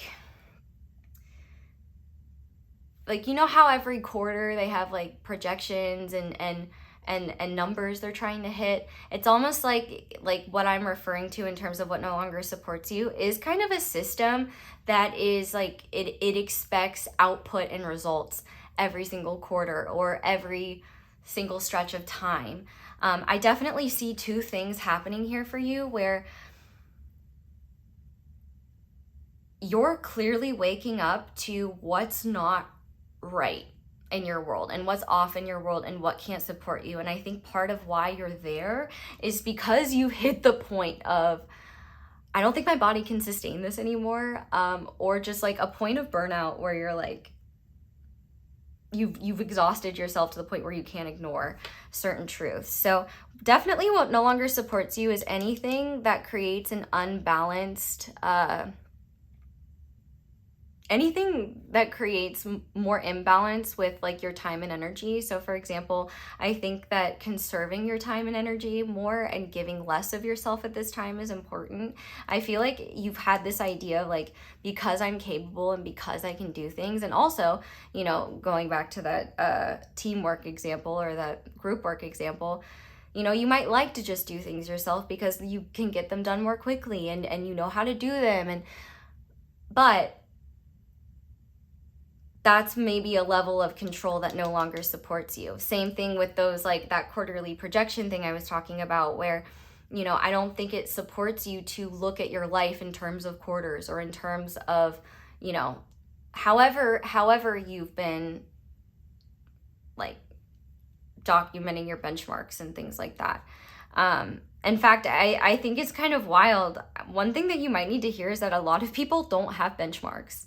So if you feel like you can't conceptualize your life without these sort of guardrails, just ponder the idea that there are many people that don't even have them. But also with this 3 of Wands here, what no longer supports you is putting off things that are like necessary to your well-being, as well as putting off things that allow you to move your life forward in ways that are bigger and matter more deeply than just making sure your everyday routine gets done. Like, I think that you have excellent overall vision, but what I see here is that you're definitely capable of dreaming much bigger than you have been. And I think you found a sense of security in just being who others need, like being someone that can solve problems and being someone that can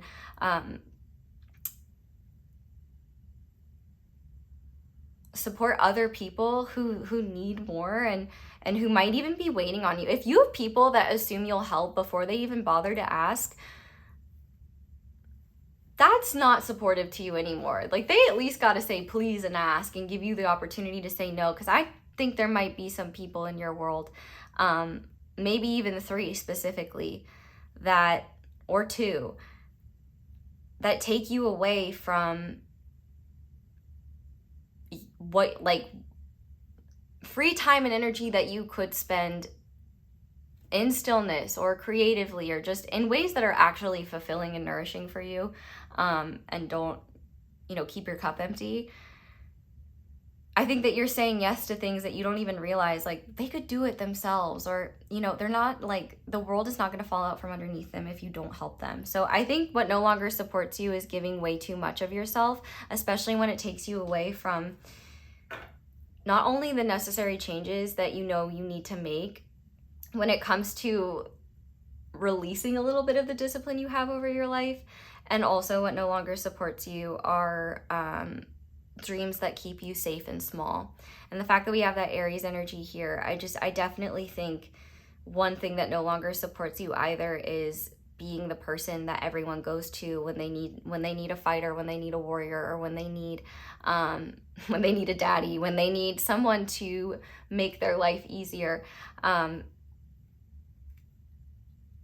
Because it's not only making your life harder from what I can see, but it's also keeping you stuck in a role that dehumanizes yourself and makes it harder to take care of yourself and your health, which is super important.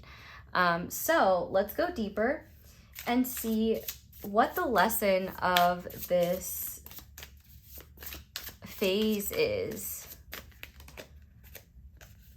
Okay, we have the 7 of Pentacles and the 8 of Cups, and this was popping out and I could tell it wanted to come out. So the lesson of this phase is about recognizing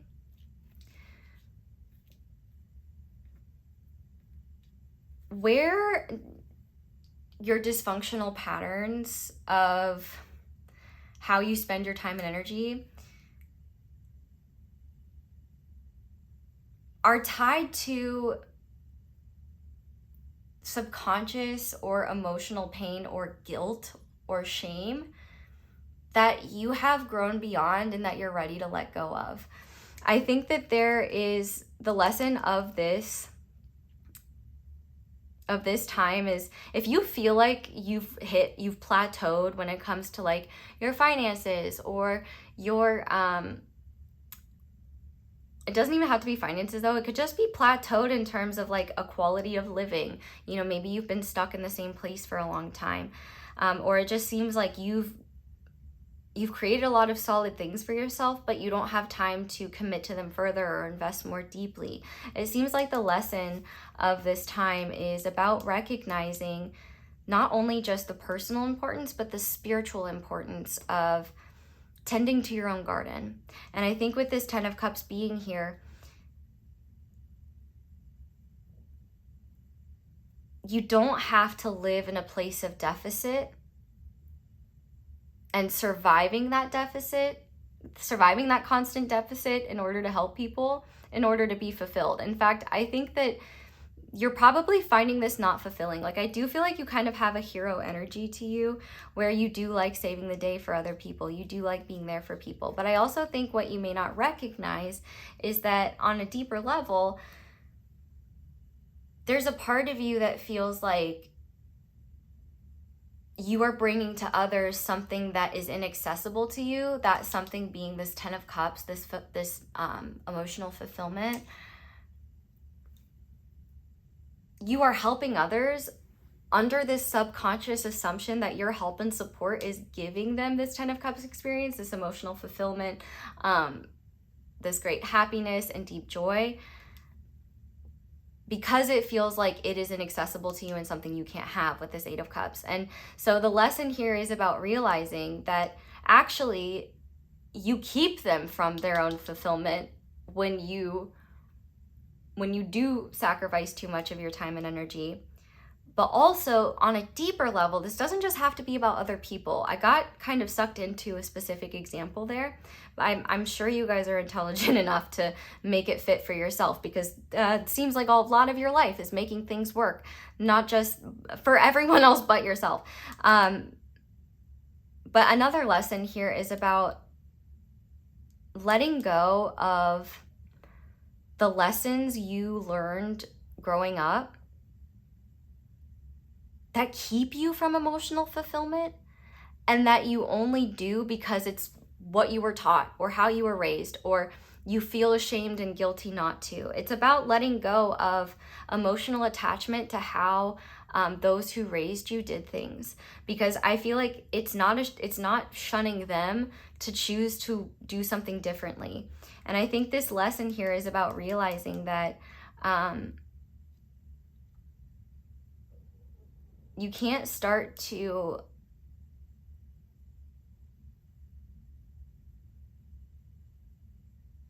I hope you didn't hear my stomach. I have an Emma Roberts meme for that. You guys have actually heard my stomach before, and it's so embarrassing.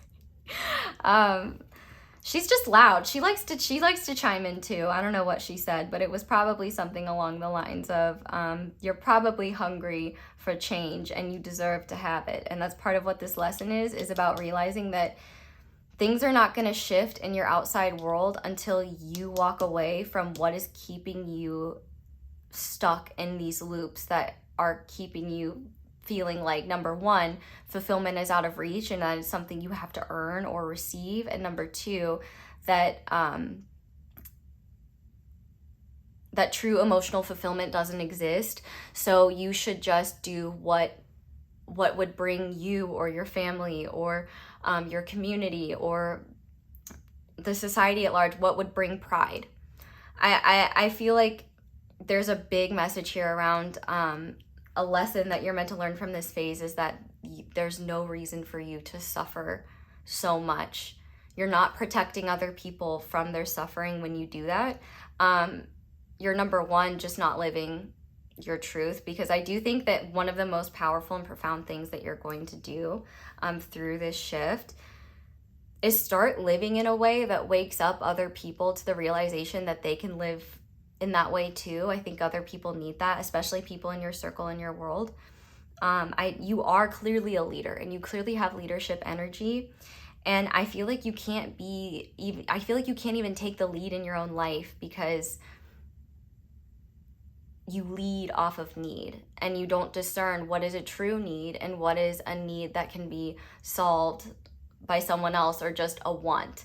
You know, I definitely think being discerning about what needs are not being fulfilled, what needs you're neglecting in favor of giving more of yourself to the outside world, all of that is coming into focus for this phase. And the lesson is about walking away from what you know is just not necessary, not sustaining or fulfilling anything, and really is just something you've done because it's what you were taught or what makes sense to you, rather than what works for you. I think like you're definitely overdue for more flexibility and stronger boundaries when it comes to protecting your time and energy. Because I actually truly think this 10 of Cups is so much more accessible than you realize. And a lot of it just comes from releasing unrealistic expectations, assuming that fulfillment has to be some, achievement or objective in the future. And instead, like, I think you're meant to see that you can have these fulfilling 10 of cups moments when you protect enough of your time and energy to be able to slow down, be with the people that you love, connect with them, do things that you love, do things that are creative, do things that are fulfilling to you. You know, it doesn't matter what body you live in. We all have a balance of feminine and masculine energy within us. And I definitely think that you're in a phase where feminine energy suits you. And I don't mean feminine as in girly. I mean feminine as in yin energy. If you want to look up yin and yang energies, go for it. But like, the Emperor is yang energy. You've been in yang energy. And I think that it's time for you to be more receptive, because I feel like you're the type of person that goes so above and beyond, you can't even enjoy what you create because the next thing is calling you. You know what I'm saying? So let's see what version of you is emerging, because I'm really excited to look at that. Yes, the version of you that's emerging is one that makes more time for friendship, connection, and fun. I don't know who needs to hear this, but if you're having trouble understanding feminine energy, and what I mean by that, like living in feminine energy, look up a Hobbit from Hobbiton's like daily routine. It'll give you a better idea.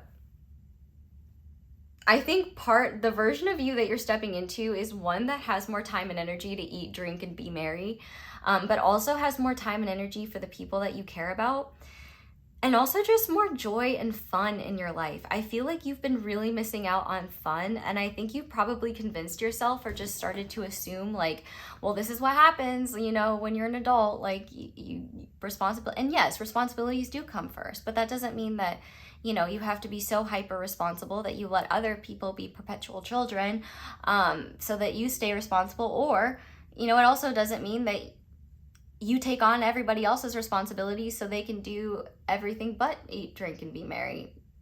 And this may have nothing to do with people outside of you. You know, maybe everybody around you just wants you to take a break too and have more fun. I definitely think for all of you, the version of you that's emerging is one that is able to access the lighter side of life again, is able to have fun, and is also able to enjoy and embrace the night in wild ways. Like I don't think it's wild in destructive ways. I think it's wild in just spontaneous ways, emotionally fulfilling and satisfying ways. I also think too, if there's any strained relationships in your life related to like a codependent dynamic, the version of you that you're stepping into will bring balance to those. Because I think, let's be real, if you are fishing for someone every day, they're not going to learn to fish unless the access to their fish is cut off. You know what I mean? And that's and the idea of cutting off someone's access to fish is probably very overwhelming to you. You're like, how are they going to eat? How are they going to? And that's kind of the point. You had to learn how to fish. They can learn too. And you know what? And I'm sure you'd be willing to help them if they asked. So I definitely think that you could even find, like, the version of you you're stepping into is one that finds joy in letting others, finds joy in just releasing responsibilities that aren't yours, and also savors joyful moments and takes time for more to have more fun and connect with the people you care about. Go out, you know, celebrate, eat, drink, be merry. And instead of feeling like that's something you need to earn, instead recognizing like this is one of the this is one of the beautiful aspects of being human. You know, we're able to taste food, we're able to poison ourselves, and you know, we're able to do a lot of things that we enjoy, and you shouldn't have to earn them. These and if I'm being honest, if anyone has earned them, I think you have. You just, it's like you're waiting to get permission from someone who's never going to give it, or you're waiting for this feeling that feels like permission. And I think that's what needs to be let go of, because this version of you that you're stepping into recognizes and protects how recognizes and protects the parts of your life that make it worth living, and that remind you, and that just fill your cup in ways that allow you to do the responsible, frustrating, soul-sucking parts of it. I mean, we can't avoid the soul-sucking parts. We all have to everything is online now, and the UIs are all different, and yeah, there's just a lot of things in the everyday world that kind of suck your soul. So the version of you you're stepping into is one that makes time for soulful joy with others, that care about you unapologetically, and the version of you that you're stepping into is one as well that creates more balance in existing relationships, and also is bringing in balanced relationships as well. And these can be any types of relationships, but ultimately getting back to a lighter side of life that you feel like you've lost. And it's not that you're losing all structure and everything's turning into chaos. You're just turning down the structure enough to turn up in other ways, if you know what I mean. Okay, I apologize for how long and chaotic this reading has been. I'm sure you guys don't care, but maybe you guys need to see that you can be kind of annoying, or take a while to get to a point, or be chaotic, or just be non-linear. And it's safe and okay. I mean, the worst thing that's gonna happen is that someone is mad at me and is like, meh, I didn't like pile 2. You wasted my time because you couldn't get to the point. Meh, unsubscribe. And it's okay. And we move forward. It's the consequences you may fear of, even if they do happen, I really don't think they're that bad. And I think that the benefits of the version you're stepping into will make the consequences that stopped your old self from stepping into this realize, wow, it's really easy not to care about the consequences when I'm too busy having fun. And wow, actually those consequences don't exist because they were never my consequences. Well, for a lot of you, they weren't your consequences. For others of you, you know where they go. Okay, so let's see what fear or belief is blocking this shift that you need to know of. I think this is the King of Pentacles. So, okay, it is the King of Pentacles. I think that you have this fear that if you take your eye off the ball for 1 second, that you are going to lose out financially and lose stability. I can see that you have a really big goal here, especially related to finances and material acquisition. And it could also as well be related to relationships. Maybe you want to have a more serious relationship, but you're not in that place yet. Or maybe you just want to be able to take care of other people in ways, because the King of Pentacles is very generous. What fear or belief is holding you back? You might have this fear or belief that, you're not living up to all the expectations that others have of you, or you're also not living up to who you want to be. If you do give more time, energy, and money to yourself, and there might be a message here of just keeping more money to yourself, not assuming responsibility for everything all the time. For example, you don't have to always pay for everyone's gas. If you're driving everyone all the time, you can ask for gas money. Or if you put you're allowed to ask for what's fair, and you don't have to give away things out of guilt. And in fact, you don't have to give away at all if you don't want to. Obviously, circumstances and stuff, just take that as it resonates. But I also think that there's fear, like I said, if you let your eye off the ball, if you stop doing this, then you are not going to get to this King of Pentacles. And I just don't see that happening. If anything, the King of Pentacles understands yin energy. The King of Pentacles understands that, things are cyclical, nature fluctuates, and that it takes time to get to that place of stability. The King of Pentacles does not get there quickly. The Pentacles is the slowest moving energy in the deck. And look at how many flowers are around this King of Pentacles. The type of abundance you're cultivating for yourself, it's actually not possible unless you do rebalance and slow down a little bit and start to get into your yin energy, because you are going to burn yourself out in the process of trying to strive and push forward. And that's not the King of Pentacles wheelhouse. You know, I don't know what your beliefs are, but I do think that one fear or belief that you have is that you have to earn every cent you get, or that money doesn't come easily to you, or it can't come easily to you, or you don't even deserve it unless you've earned it and worked your ass off for it.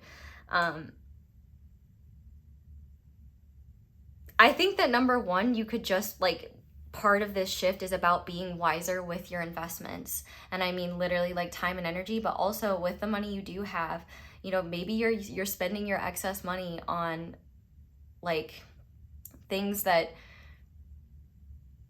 don't really resonate with you anymore. Maybe you're giving away your excess money because you feel like, well, other people need it and I have it, so why not?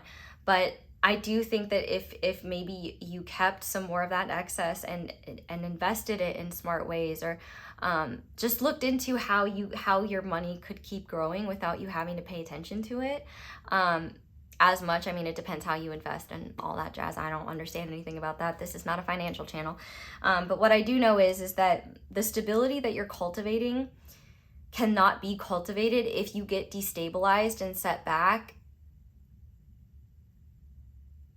because you're giving away too much of yourself. The King of Pentacles, look, all those flowers are his, and people can come, or hers, and people can come and enjoy her meadow. But she's not going to let everyone just pick them all off. They're for everyone to enjoy. So I definitely think that you don't have to fear not reaching this King of Pentacles unless you keep neglecting to include yourself in all that you do for others, because you definitely fit that generosity that the King of Pentacles has. But I don't think you're very generous to yourself, and I don't think you're very forgiving to yourself either. And I think you're very afraid of the consequences of not showing up or not doing something, and as a result, it keeps you dependable and places expectations on you that other people don't even have, and then you're left with a heavier load. And you may not even realize that it's heavier. You might tell yourself, well, that's what's normal and that's what's comfortable to me. That's what makes sense. But maybe if you didn't have 50 pounds of rocks in your backpack, you'd get to the King of Pentacles sooner, and the hike there would be a lot more enjoyable. So let go of this idea that you're not gonna get to this point. You're getting to this point, and that's why you're at the point where you're at right now, where you know something has to give and something has to change. So let's see some hidden support you don't see yet. Okay, we have the Lovers, which in this deck is the Wayfarer. So a couple of different things here. First of all, there could be a relationship or and it doesn't have to be a romantic relationship, but definitely someone who loves you for you and cares about you for you. I think that they can be a very helpful sounding board for you, where when you don't know what to do, or you feel very like overwhelmed by the idea of what changes you need to make, and are like, you know, is this too extreme? Is this not extreme enough? I think that there's definitely someone in your world, and if not, I think you're attracting them.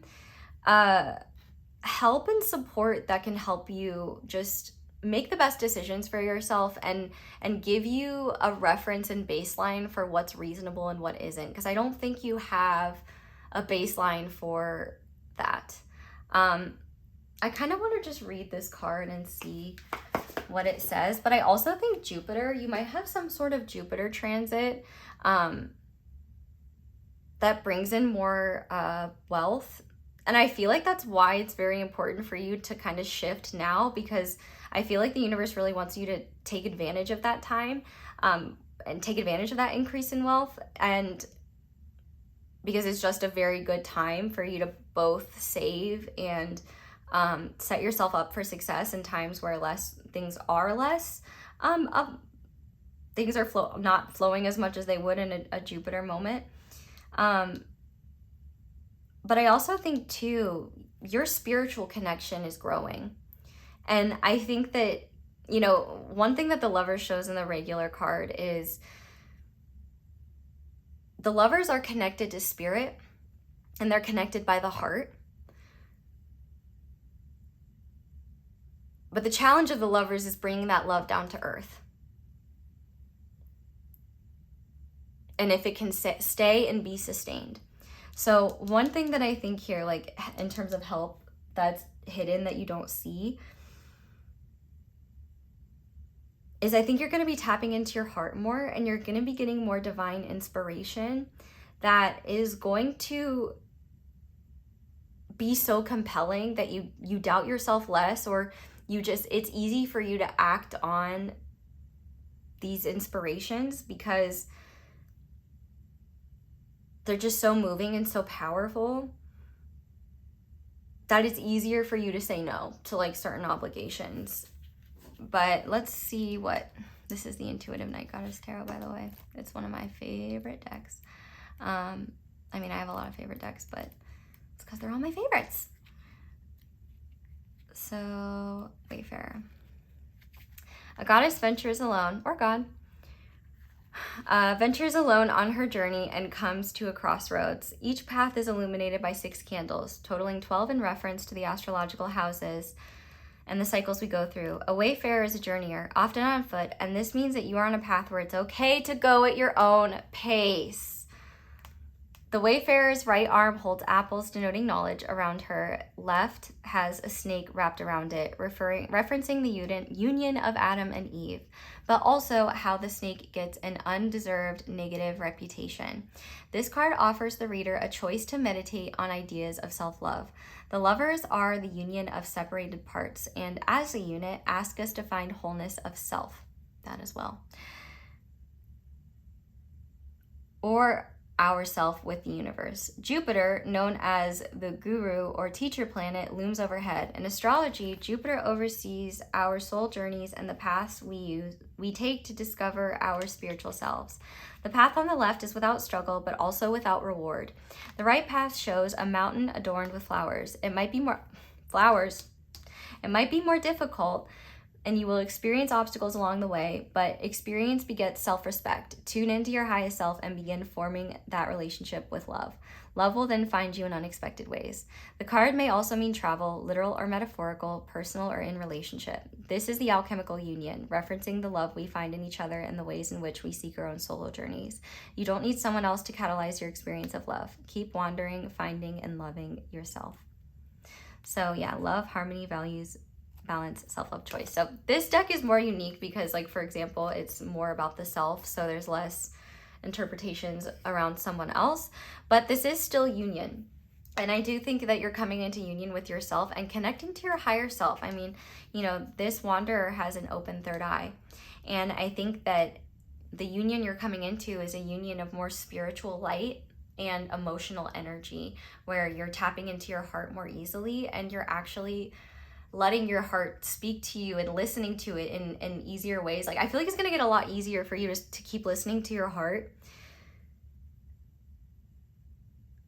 And the thing about listening to your heart is that you're not meant to listen to it. And when you feel guilt and shame, the answer isn't do the thing that will make you feel less guilty, because that's oftentimes, that seems like it's part of what's generating the problem here.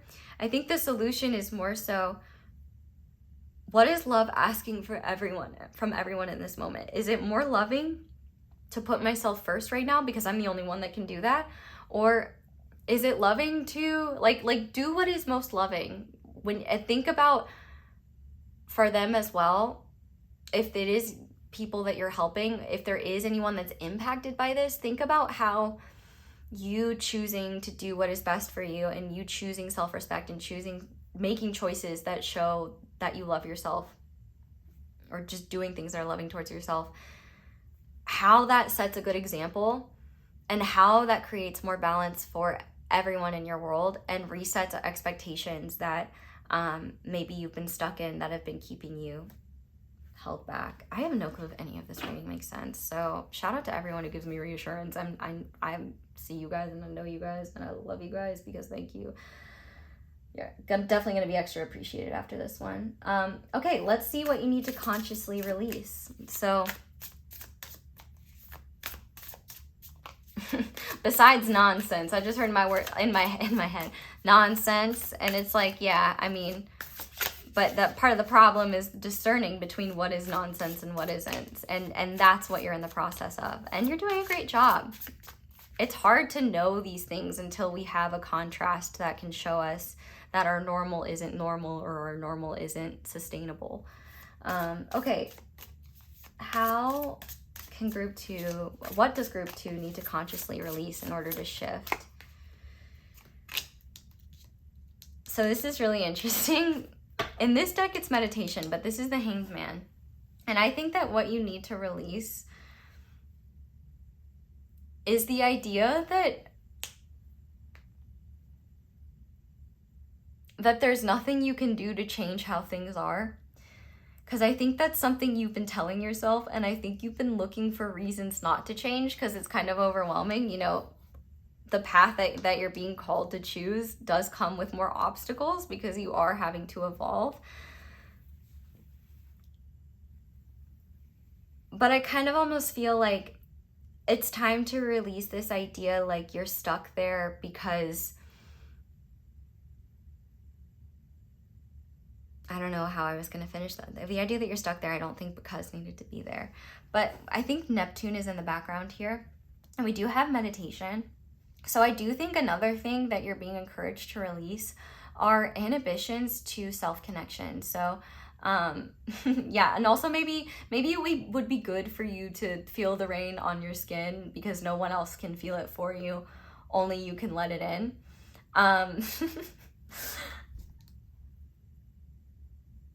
I think it's time to release the need to constantly be going.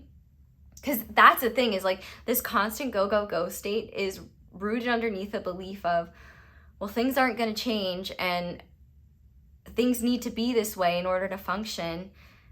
And I think you're being called to consciously release the idea that you have to be the problem solver here, and that things have to, like, if everything falls apart when you're not the one making sure everything's going well, or if you fall apart when you're not constantly on top of yourself, maybe it's time to fall apart. Maybe it's time to let things fall apart, because then you'll see what's worthy of actually being picked back up.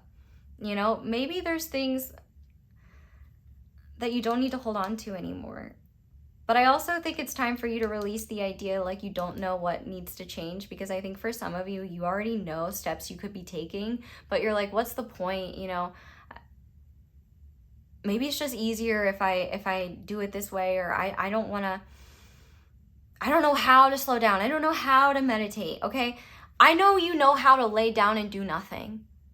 I know you know how to walk or stroll or roll. However you move in this third dimension, I know how you know how to do that. So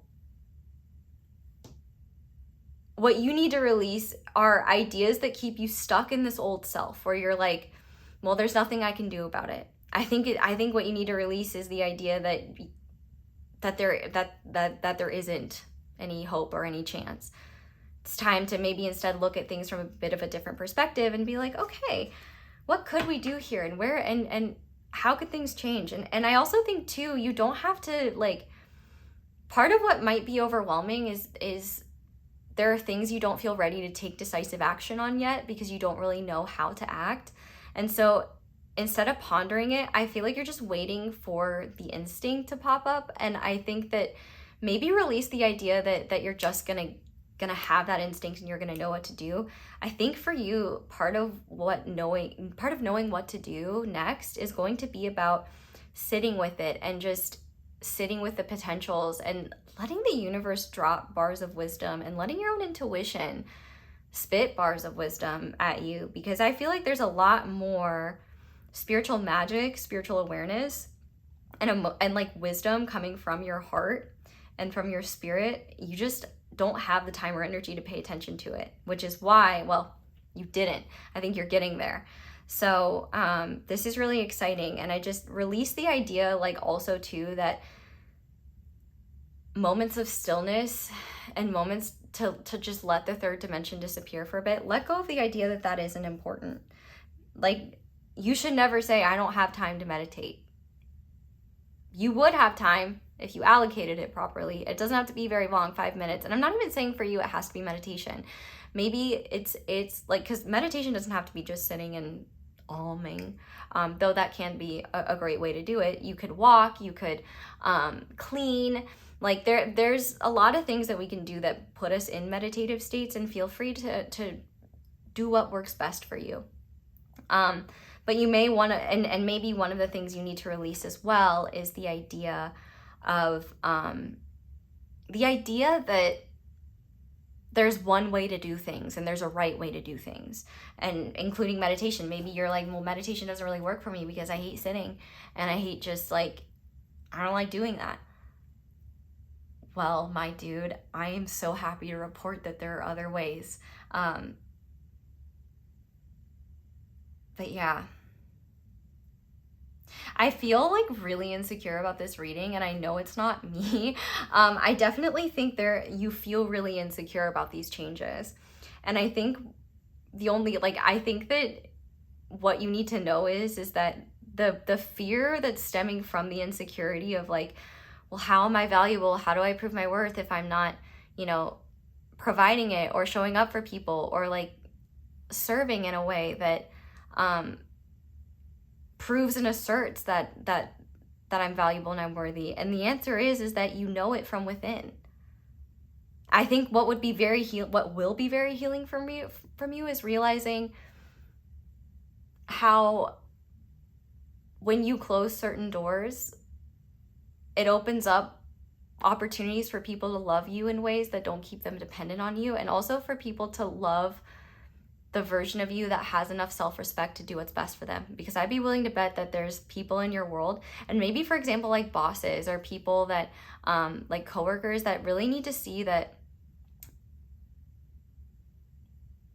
your dynamic, action-oriented energy is not just for executing other people's plans. It also thinks for itself, and it's also powerful enough to make people question being disrespectful or manipulative to you. I especially think in a workplace setting, there are people around you that need to see you stand up for yourself and take action that shows that you respect yourself, because I feel like there might be people just taking advantage of how far you're willing to go, and maybe they don't deserve that. In fact, I don't think they do. Okay, let's see how to anchor your new reality where life is more balanced, joyful, and feels good. Chariot. I'm gonna read this one because I feel like I'm taking forever. But I do want to mention, I should interpret first. That feels like I'm not Eso-rito. Sounds like quesarito. I like that. With this freedom card, let me make sure. Yeah, this is the Chariot. What was the question again? It's gonna take time for you to get into this place. So trust me when I say it's okay if you find yourself reverting back into old instincts, or you don't know what to do and the only energy you have is to do nothing. That's great. That is a place of creation right there. That's the void. You need that. But how to anchor your new reality is by creating more balance. We've already talked about this, internally and externally. Typically, there is an actual chariot on the Chariot, and the Chariot is carried by the energies of the Magician, the High Priestess, the Empress, and the Emperor. So I feel like what will help you, first of all, if you took my Cards and Stars class, go back and look at those. Go back and look at what we talked about in those cards, like the light and the shadow aspects, so that you can see, where I would say that your energy right now is more yang dominant, and you're meant to step into more yin dominant energy to just kind of balance things out. And so I think slowing down, taking better care of yourself, prioritizing like nourishment, saying no without explanation, but also too, I think what you're meant to step into as well, and what's going to help you step into this new reality, is just the understanding that nobody is expecting you to be a certain way. And even if they are, they're allowed to be wrong and they're allowed to be disappointed, and it's okay to disappoint someone, or it's okay to not take responsibility for someone, and it's okay to let people be disappointed by that or uncomfortable with that. You are freer than you think. Oh my God, how long is this reading? Oh, I thought group 1 was, that's okay. I'm sorry, spirit tortured some of you guys with this reading, because they were like, we're just gonna make her so scattered and sporadic, and group 2 is gonna have no choice but to just go with the flow if they want the message. And I think that's really what this time is about for you, is like accepting the resistance you feel in slowing down and in listening to yourself and in taking care of yourself, because on the other side of that, you get to see what's been missing that you've needed to bring to your yang energy and to your action-oriented processes, because I think you've been running without them for so long, you've forgotten that they're necessary. It's hard to recognize deficits that never get filled back up, you know what I mean? This goddess is equipped with wings on her wrists and back, crescent moons adorning butterfly ones behind them. If you think I read too fast, you can slow down the playback speed. This is the speed I read at. I'm not gonna read slower. You can do that. That's in your control. I don't think the people that need to hear that message are in this group, but just in case. She holds a staff in her right hand, and with her left welcomes the animals of all walks of life. Trust in freedom binds them stronger than in chains. She works in harmony with her environment to manifest according to her will. Her crown is adorned with a star, and the symbols of the crescent moon on her wings relate to the high priestess. So know that you're already in this process and you're already getting there. And I probably spent a long time over explaining things that you already knew, but maybe you just needed to hear them from someone else. And also I was kind of figuring out the vibes of what was going on. Tap into your higher self and discover your path, and others will follow. You are the great master of your life. Don't let anyone else take that away from you. You have the freedom to shape your own reality. Trust that growth and reward will come from taking this journey towards personal sovereignty. Things aren't always what we expect. Be patient. Let go of owning an expectation. That makes me feel so much better. Okay, at least we're on the vein of what we're supposed to talk about. I'm not even kidding. I almost stopped this video twice and just refilmed and restarted, but I didn't. So if you need if you need confirmation that what I'm saying sees and feels a lot easier said than it is done, I want to validate that. Like, it is challenging, but you can do it. And I think it's a challenge that's actually worthy of you. I think most challenges don't even faze you. So it's about time you have a challenge that like actually challenges you. That's where the powerful growth is. Things aren't always what we expect. Be patient. Let go of owning an expectation. Welcome the flow of the universe into your life and find your magic where you are. Yeah. Action, determination, trust, success, willpower. So yeah, that's really validating. So know that you're already in this process, and you don't have to be so proactive of it. Like, if you have thoughts like, well, how do I know when I've had enough stillness and it's time to stop being still? You won't have to think about when it's time to stop being still, because you'll just have the urge to move. You'll have inspired action. It's like surfing. You can wait for a wave and let it carry you to shore, or you can paddle all the way back. Just let the wave carry you. That's where the fun is too.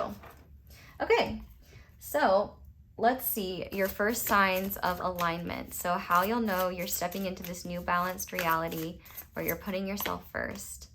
We have the Hermit. So first of all, your inner self is going to be a lot louder.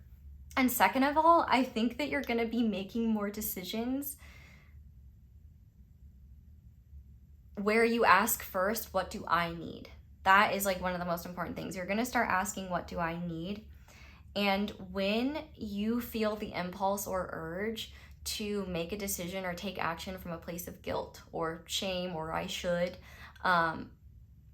or manipulation, instead of immediately giving into that impulse and doing whatever it's asking of you, you're sitting with the uncomfortable impulse and reflecting instead. I also think, though,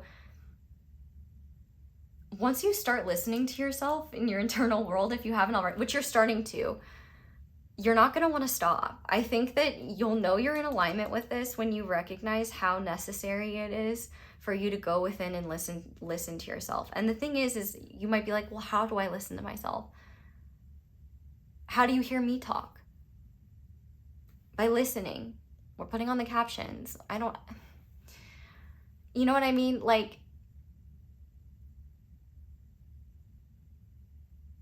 that was silence, and you listen to that silence, and you can hear that words are coming out of my mouth now. So trust the difference between internal silence and stillness and when you're speaking to yourself.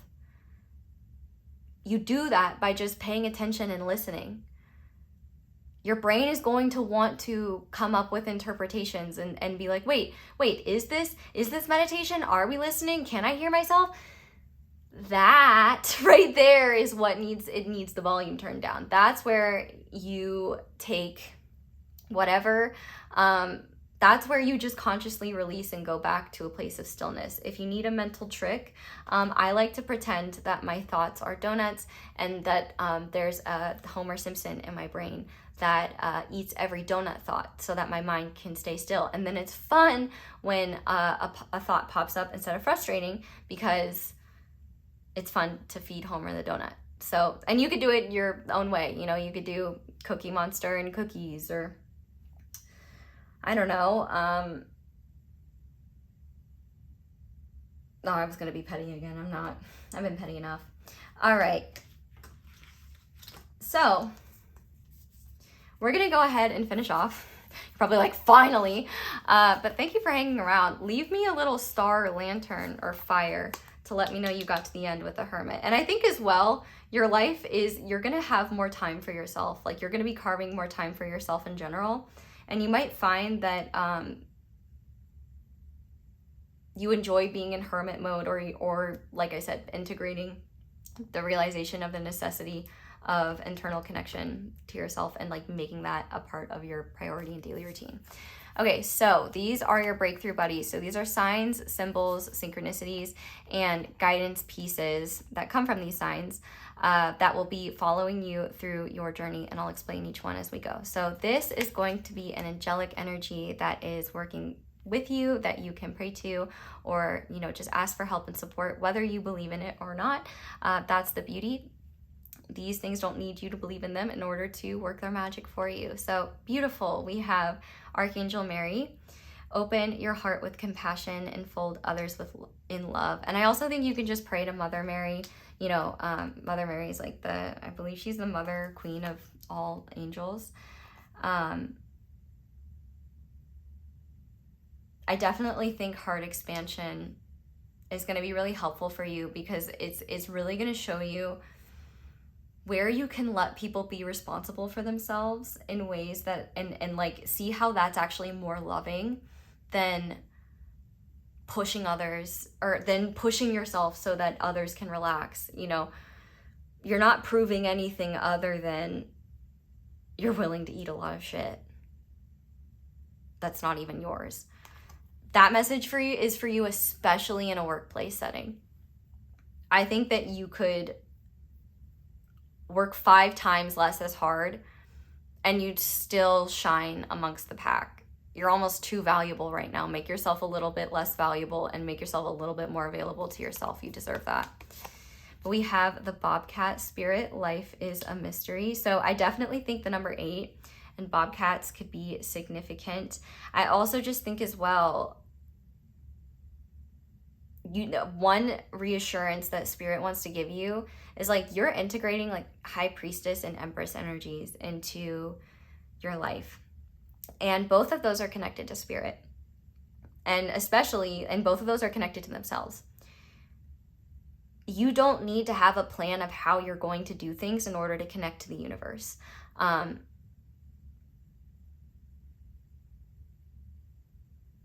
The universe knows how to reach you, and it'll never stop trying even if you miss a call, you'll find another. And I promise, like, this process is more seamless than you think, and you can just relax and trust, because you will hear what you need to hear when it's time. And I think it would be really good for you to not feel like you're responsible for anticipating and knowing when Spirit is going to bring you a message. You'll know it when you see it. Let the onus be on another source other than yourself. We also have Lizard Spirit, dream the world into being. And I think that's a big part of why this is so important, because I think it's really easy to feel like your dreams can't exist, or not even dream about what you want, because all of your bandwidth is going to keeping up with not just yourself, but everything else. And I think that this is a very big reminder that, didn't I say in this reading, like, you could be dreaming a lot bigger than you already are? Maybe you've forgotten how to dream in general. And so it's time to start thinking about that, because that will not only influence your decision making, but give you a reason to be more protective of your time and energy, because you're staying committed to bringing that dream into being, bringing it into the world. Now, this is an archetype that would be beneficial to embody during this time. So for that, we have Seeker, thirst for wisdom and truth wherever they are. The shadow attribute is inability to commit to a path once found. So I feel like this is really a message, and this brings that wayfarer into perspective. Don't base like truth in through if you find truth that is fulfilling for you, that authority figures would disagree with, or not appreciate or not get, that doesn't mean that they're wrong or that you have to let go of them. I definitely think the encouragement here is to find what works for you and explore just different modes of thinking, different perspectives, higher perspectives. Definitely seems to be some Sagittarius energy here, where you're really encouraged to explore philosophy and just things that help you think more deeply. I think that would help you listen to yourself more. And I also think it would be a good way to feel productive while slowing down. It'll also help expand your mind and heart as well, because I think you just need a reminder that there are many people, alive and not, that have done things differently across time and space, and how they've done it might bring some wisdom for you. And I think this is part of your journey, is doing things differently in a way that works for you, because I do think that's part of how you're meant to lead, and part of how you're meant to feel truly empowered and in control, rather than outsourcing your power and control through being who others need and being someone that people have to rely on and depend on.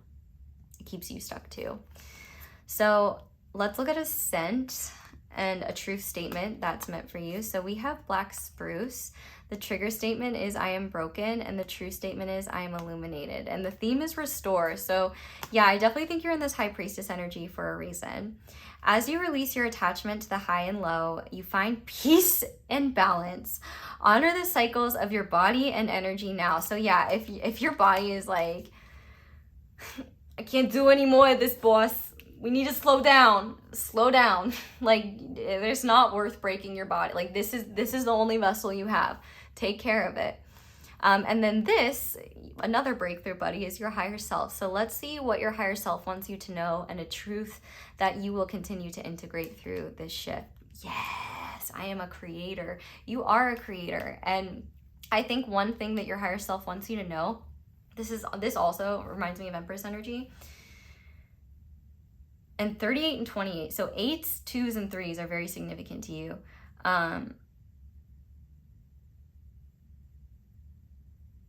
If path A and path B don't work, create path C. I promise you, you're brilliant enough and intuitive enough to find it either on your own or work with spirit to forge a path C.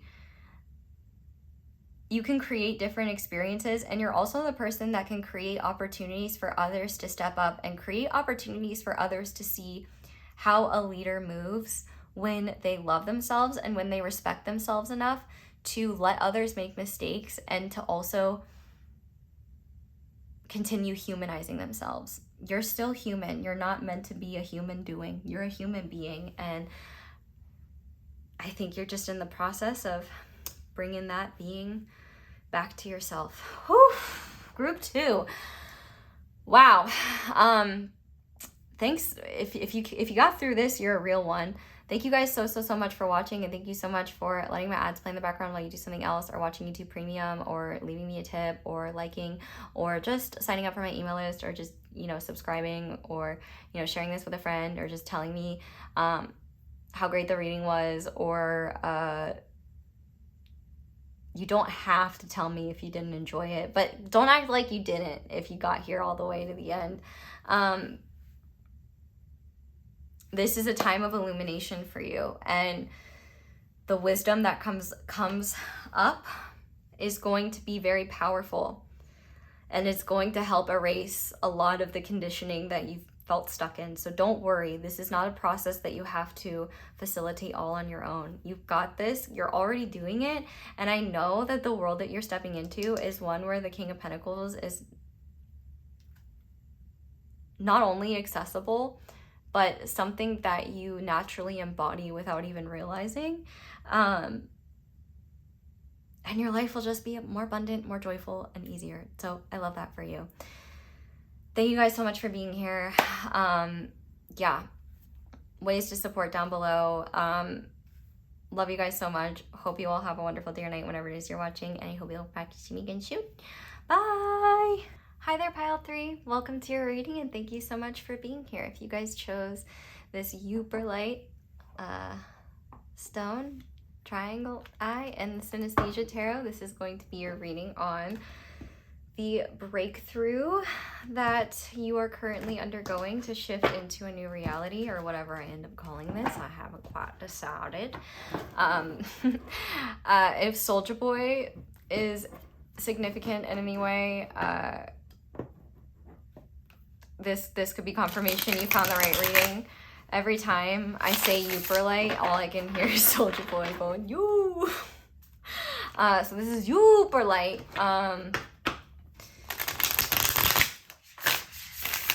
That being said, though, while I give these a good shuffle, if you just want to focus your energy on the deck, and just set the intentions that the messages most necessary come out for you.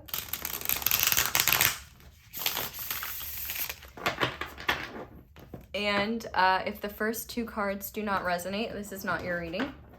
Feel free to try the other groups. I will say the other 2 groups have been quite lengthy, so I have nothing but the assumption that group 3 will probably be the same. So if you want to save time, just watch the beginning energy checks parts, and that should be helpful. And thank you to anyone that leaves me a like ski or anything like that. I really appreciate it. Helps others get these messages too. And I mean, I think I kind of deserve it, because these are tough cards. They're kind of rough on my hands. So I appreciate your like in response to shuffling support. All right, let's look at group 3's current energy state. So what is group 3's current energy? Where are they at right now? What is group 3's current energy when they're watching this? Ooh, okay. So, you know, I do also have to apologize. I did not know that I was going to be doing this reading all at night, and so it might be kind of hard to see all of the cards. So I'll try to hold them up first and just move them around so you get a good idea. But I definitely think your current energy is one where you're definitely not stuck. Even if you think you are, you're not. You're already shifting onto the path that you've been afraid you'll miss. And it's like you can't miss what is yours. But I think that you're in a place right now where you've already started to integrate changes and start stepping into this new version of yourself. And I would be willing to bet you've taken action on plans, or you've been making plans, or you're starting to build when it comes to your new life, but you haven't necessarily seen the results yet. This could also too, you could be planning travel or planning to move. I definitely think in general, The pathway is getting clearer and clearer and narrower, not in a bad way, but just in a way that is focused. Because I think you're very swiftly moving into a portal of change that luckily you won't be able to go back from. And it's like you cannot return to the self that you are leaving. And I think for a lot of you, like, my heart feels really big and warm when I say that. And so I think a lot of you need to hear that, number one, these changes are happening. You are doing the dang thing, and to keep going. Also, I burned this card. I must have burned this card years ago. I don't know how. So maybe you've gotten singed a little bit. Maybe it's been uncomfortable, but it's part of your character. It's part of the character. I mean, I think it looks cool, actually. Happy accident. In terms of Bob Ross. Okay. Maybe Bob Ross is significant in some way. I mean, he's significant in my heart. Okay, let's see the old reality that you're still living in, or the old reality that hasn't quite left yet. Even so, it seems like you're in this place of transition, which I saw for most people. That is the case in the groups. But I definitely think when it comes to the old reality, I think that you are the furthest away from it. But I think that your mind hasn't caught up with that yet. So let's see, what is the old reality that group 3 is still living in? We have Temperance. So I actually don't think you are living in, I think you're living in the old reality in ways that are necessary to get to your new reality. The fact that we have Temperance here, like, this is literally a blending and balance of opposites. This is union and harmonization, as well as patience. Archangel Michael could be significant as well. I definitely think that there's no part of your old world that isn't helping you alchemize and step into the new world path that you're already on.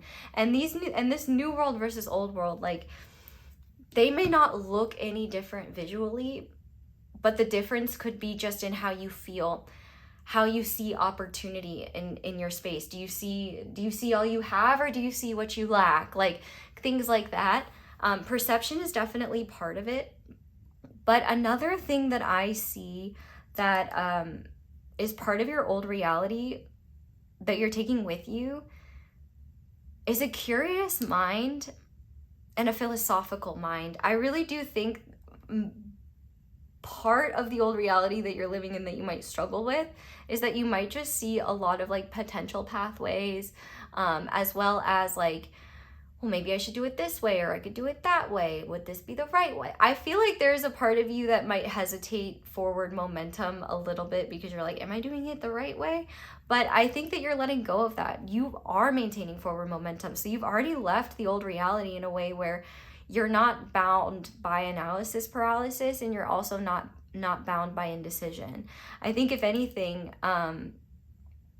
one thing that you're carrying with you from your old life that you're meant to carry into your new life, which will serve you, is your ability to work with what comes and just work with the energy as it's there. You have, like, a very, like, mutable energy. So I don't know if you guys have, like, Pisces or Virgo placements, but also too, I'm getting, like, Libra energy. And even though Libra's cardinal, Libra does like to harmonize, and Sagittarius is in the Temperance card, which is also another mutable sign. And the mutable air is, I know, it's Gemini, duh.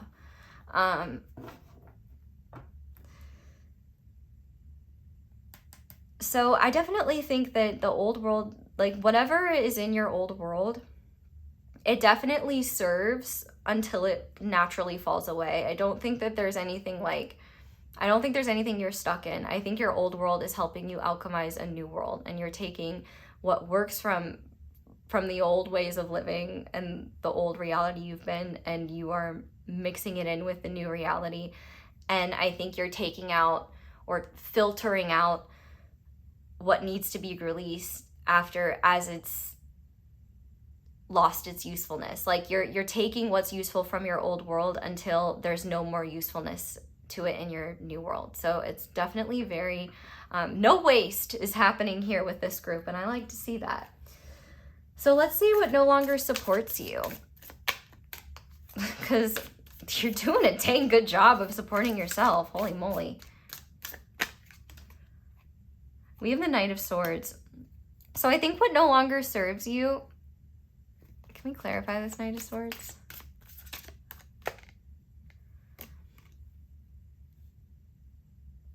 I'm hearing like charge. I think it no longer serves you to prioritize visions or action plans that are fast. You may be fast as fuck, boy, but I don't think you need to be anymore. In fact, I think that what really serves you is this patient, harmonious, flowing energy you're in. It seems like if you push forward, life has a way of, this like new reality you're stepping into has a way of slowing you down in a way that's kind of making you temper this part of yourself. But once again,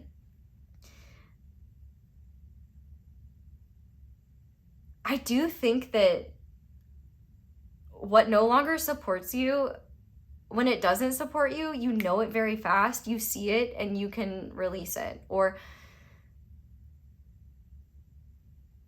do whatever you need to do to address it so that it's not there anymore. I do think though that maybe you've had the ability to manifest very easily through just speech. Like it's almost like the things you said brought about life, or like you spoke and the world moved. It seems like that might be shifting for some of you. You're like, girl, what are you talking about? Because nothing I speak about, I bring about. And I do have to challenge you there and ask you, how often do you think and speak negative things about yourself or about your life, even in jest? Because that may also be manifestation, or at the very least, reinforcing a certain perception. But I think also what no longer supports you is just the way your mentality has been and the way you've seen things. I think you've been very, like your brain moves very fast, and I think you've been quite decisive. But I think there's also a part of you that can be so sure of yourself, you don't stop to consider other options. And as a result, I think it can make, I would say maybe part of your old world, like maybe there's more carelessness or recklessness, just where like you miss important details and then you have to go back and fix it later, or you're so sure of yourself that you move towards one path and then you look up and other people are on other paths and you're like, wait, that was an option? I didn't know I could do that. Like, I think you can almost be so decisive and so sure of yourself that you create from that place, and it's kept you missing out on other ways that creativity and life and what you cultivate could exist.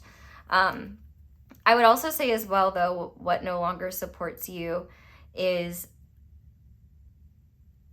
manifesting from a place of certainty and being incredibly specific about what you're trying to create or what you're trying to manifest. So for example, like if you're if you've been the type of person that's like, it's this or nothing,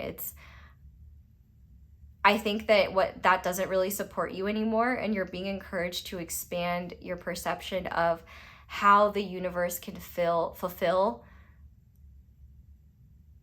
what you're trying to cultivate, especially when you focus on the experience you want to have and the goals you're trying to achieve, rather than hardlining the universe into only like one way of fulfilling it. So for example, let's say you're trying to manifest a fulfilling career.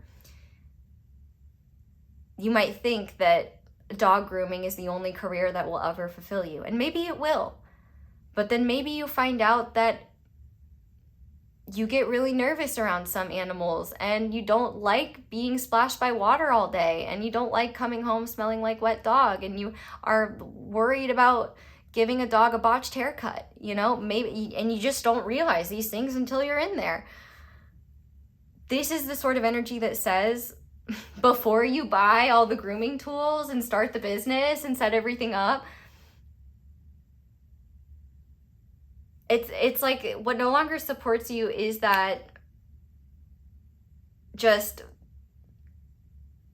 F it, let's go, let's do it. Like, that certainty definitely will not serve you.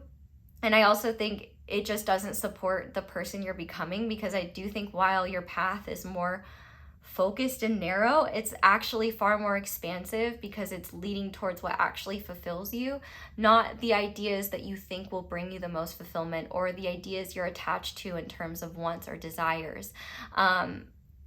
So I guess to summarize the whole dog grooming thing, like, I think what what will support you or will be manageable is like taking decisions like that and then dealing with the fallout. Like, you know, maybe if you thought about it or shadowed someone who does it first, or you know, got more ideas of how that business operated before you bought all the materials and did all that, like, you're just saving yourself a lot of time and energy and money by pausing first, by going at a more balanced and slower pace.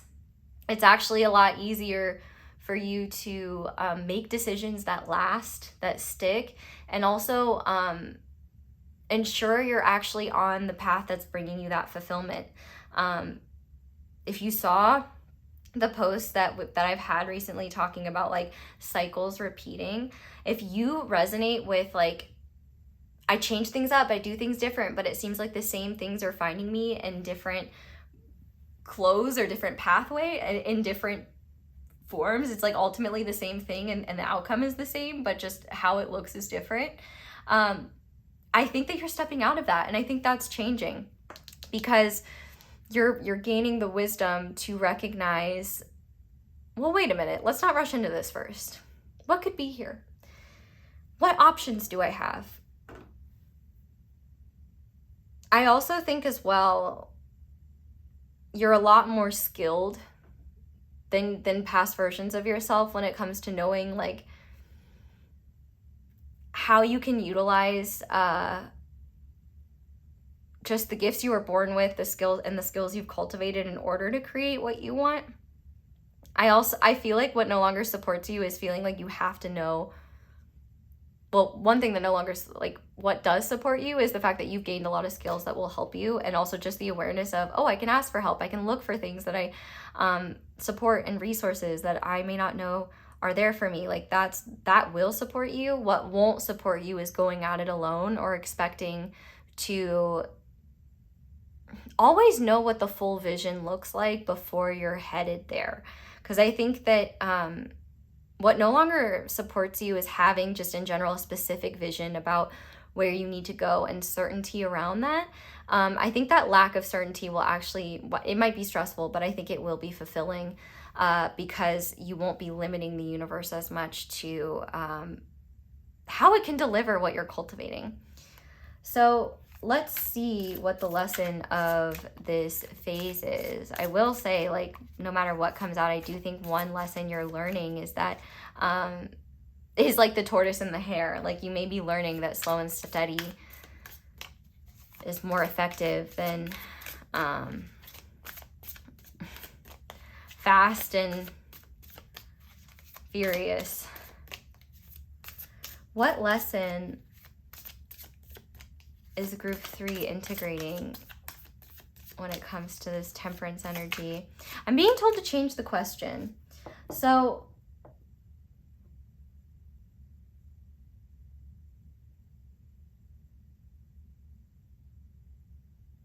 I'm going to skip it because I don't think you guys need it because you're already out of this phase. If we get to the end and I feel like there's still a question left for you or something that would be beneficial to ask, we'll do that. But trust if I forget or like something doesn't, I don't replace that with something, it's probably because you didn't need it. Because I don't think Spirit will let me forget if I'm meant to remember, but you may just not need it. Okay, so let's just then go ahead and look at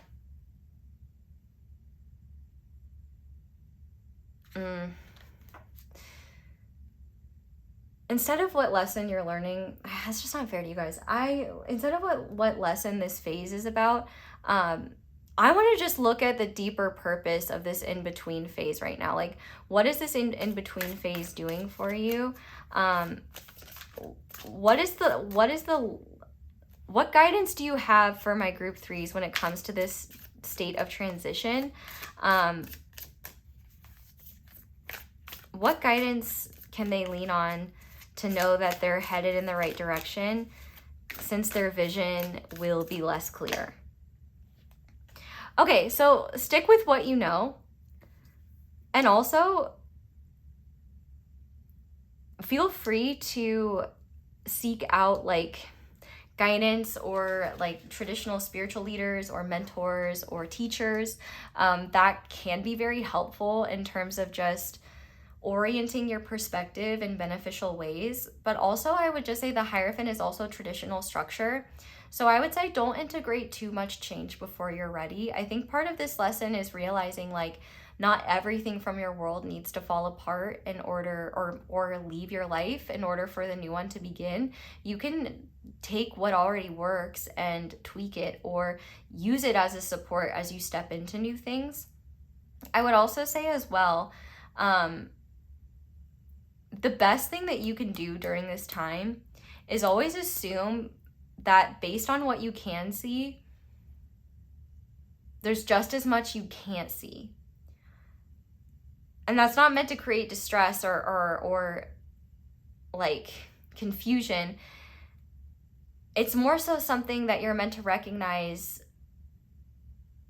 I don't have to be hasty with how I make decisions, or I don't have to see the full picture in order to know I'm headed in the right direction. I think that one thing you're going to be learning through this time, which I don't know if you've experienced yet, but you will, is just internal confirmation that you're headed on the right path, because there's a levity to it. And also like life feels less like you're moving in molasses, if that makes sense. I would also say as well, I guess just one lesson and one bit of this piece as well, since I'm not taking reversals and I could see how this would apply.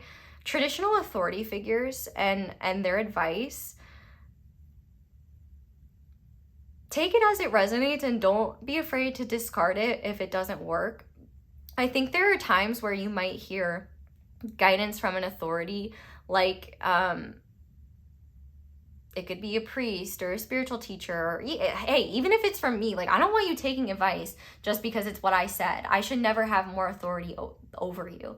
You know, what I throw out there is not for you to take. It's for you to consider whether it's useful for you or not, and it's true for you or not.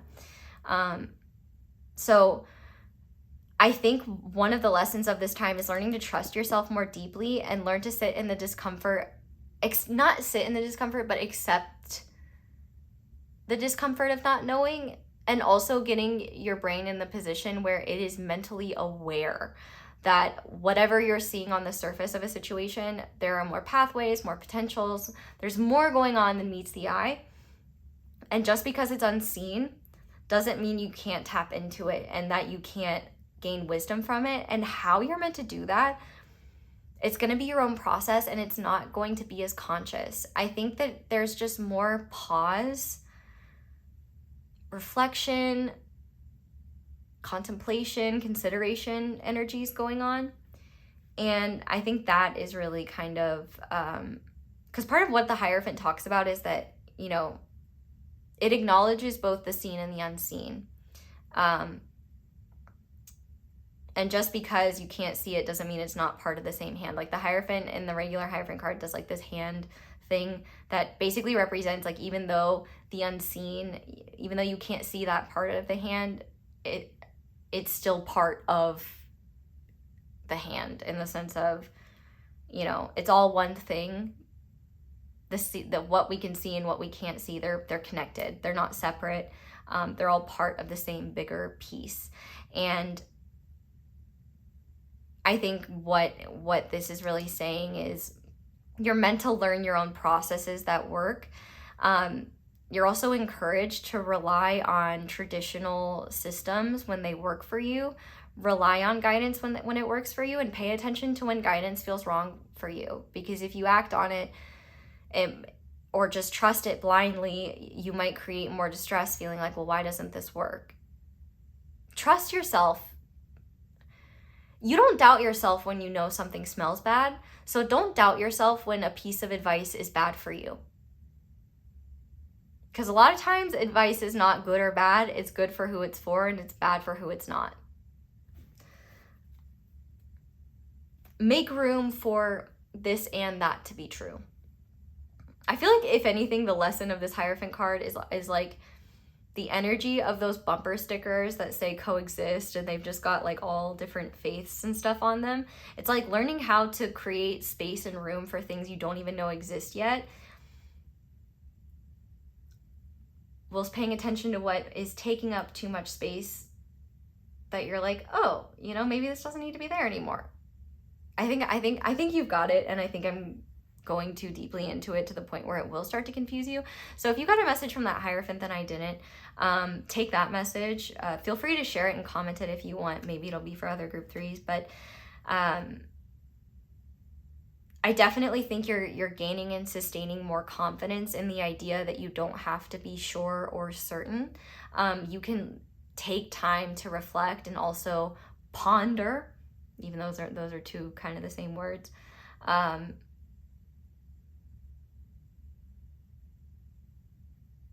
Yeah.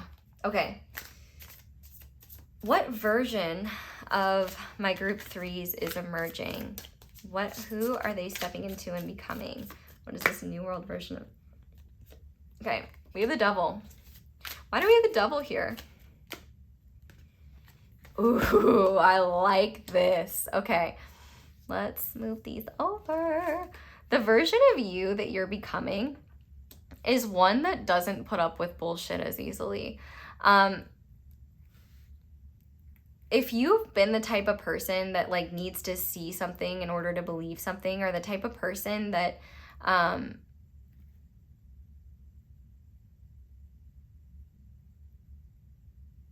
gets stuck or like feels held back by like imbalances, or, you know, just issues around intensity. Like if you struggle to like, well, it's kind of the tortoise and the hare thing. You know, if you resonate with the hare being like going super fast and then taking a nap and then pushing as hard as you can again and then sleeping for 2 days. Like if you have a very chaotic or overwhelming like way of doing things that's like all or nothing, yes. So the new version of you that you're stepping into is less all or nothing. And it's also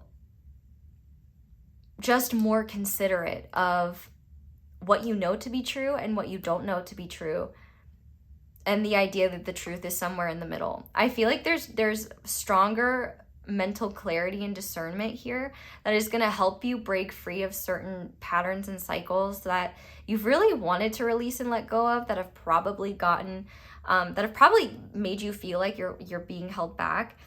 I would be willing to bet as well, though,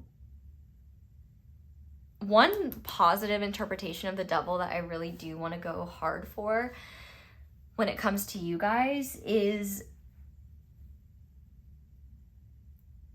you fight for what you believe in,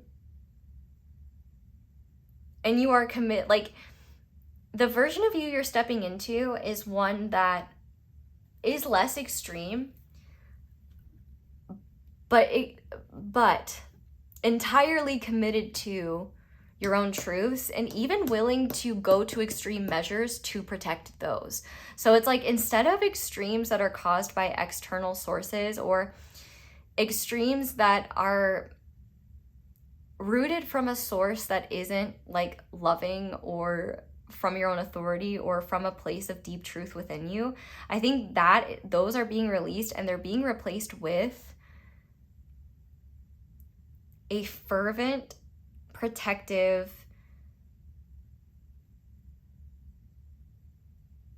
version of yourself that protects everything you've had to learn on this journey to balance, to this perspective you're gaining. I also think that this new version of yourself as well, like in a more literal sense, if there is someone in your life that you are trying, that you are tied to contractually, that you are trying to not be tied to contractually anymore, I see this version of yourself breaking free from that, but also not shying away from any legal options you might have. The version of you you're stepping into is one that recognizes justice is not justice if it's unjust to you. Because I do think that you have been very afraid in the past to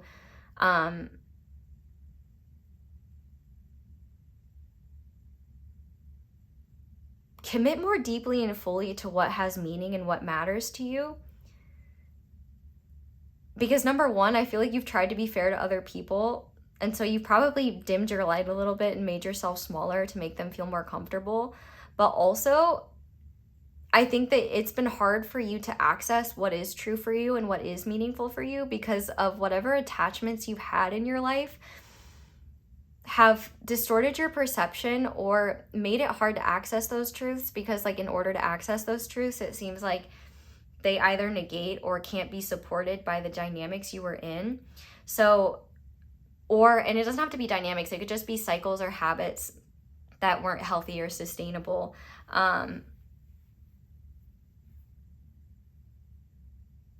I think you're bringing more balance to your life in general, and this version of you has not only cut out toxicity that doesn't serve, because I think like there could be toxicity in your life right now, but it seems like it's serving the new world you're stepping into, and it's releasing as long as after it doesn't have any use anymore, whether naturally or through your own processes. Like you don't even have to be conscious of you doing this in order for it to happen, which is pretty cool. But also this new version of you doesn't feel tied to any one truth. Like you're allowed to change your mind. You're allowed to find a more balanced perspective. You're also allowed to defend your truth with fervor. So I definitely think the version of you you're stepping into is one that is quite formidable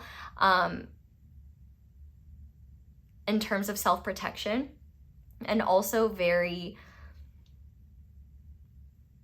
perceptive, intelligent, and fair when it comes to advocating for yourself, putting yourself in the best positions possible, and creating healthy distance or severing any connection to toxic aspects, toxic connections, toxic patterns that keep you in a perpetual state of imbalance and keep you out of control or out of your ability to create the way you want to be how you want to think how you want to speak how you want to live how you want to. I also think this new version of you as well isn't so different from who you are now, in the sense that there might be parts of yourself you're afraid like of letting go of, or like, you know, will I be lame, or, you know, will my progress slow down? Like, trust me, like we said, if things slow down, it's because life is meant to speed up. But also, I think that the older version of you has treated unfair behavior, maybe even imbalances of power, abuses of authority, toxic behaviors or patterns that were normalized to you, or the presence of them could have been something that you judge yourself for, or just think like, I'm not acceptable as I am, like I am bad, I need to get better in order for like my life to get better. And maybe that's true, but I don't think that like that can be in the sense of we have to make decisions, we have to create that balance. But one thing I do think that you might fear is, will my life not be exciting anymore? Will it not be fun anymore? Will it just be so balanced that it's just chill? I think you might find a lot of joy in chilling, but also I think you're still gonna bring the parts of you with you that know how to have fun. Like, I think there is a part of you that likes to work hard and play hard, but you're gonna do that whilst also resting hard and thinking hard in ways that expand your mind and excite you. There's definitely like this version of you that you're stepping into is fair to yourself without softening any realities around things that need to change or patterns that need to be broken. But I would also say as well, like, if you're if there's a devil energy that's outside of you that you're afraid of, like if you can think of someone connected to the devil card or something like that, Capricorn energy could be significant. I think that the new version you're stepping into, they should be scared of you. And I think also too, the new version of you is very comfortable being the villain in someone else's story, because you're realizing that I'm fine with being the villain in your story. Like, you're the loser in mine, kind of thing. Like, I think that you're okay with being perceived in ways that are unfair to you because you're being fair to yourself. And so it's not part of your self-perception. And it's also like, it's easy to release it because you've got a concrete, balanced perspective that says otherwise. Like, when you know yourself, it's really hard for people to project onto you. And even if it stings, you can let it go.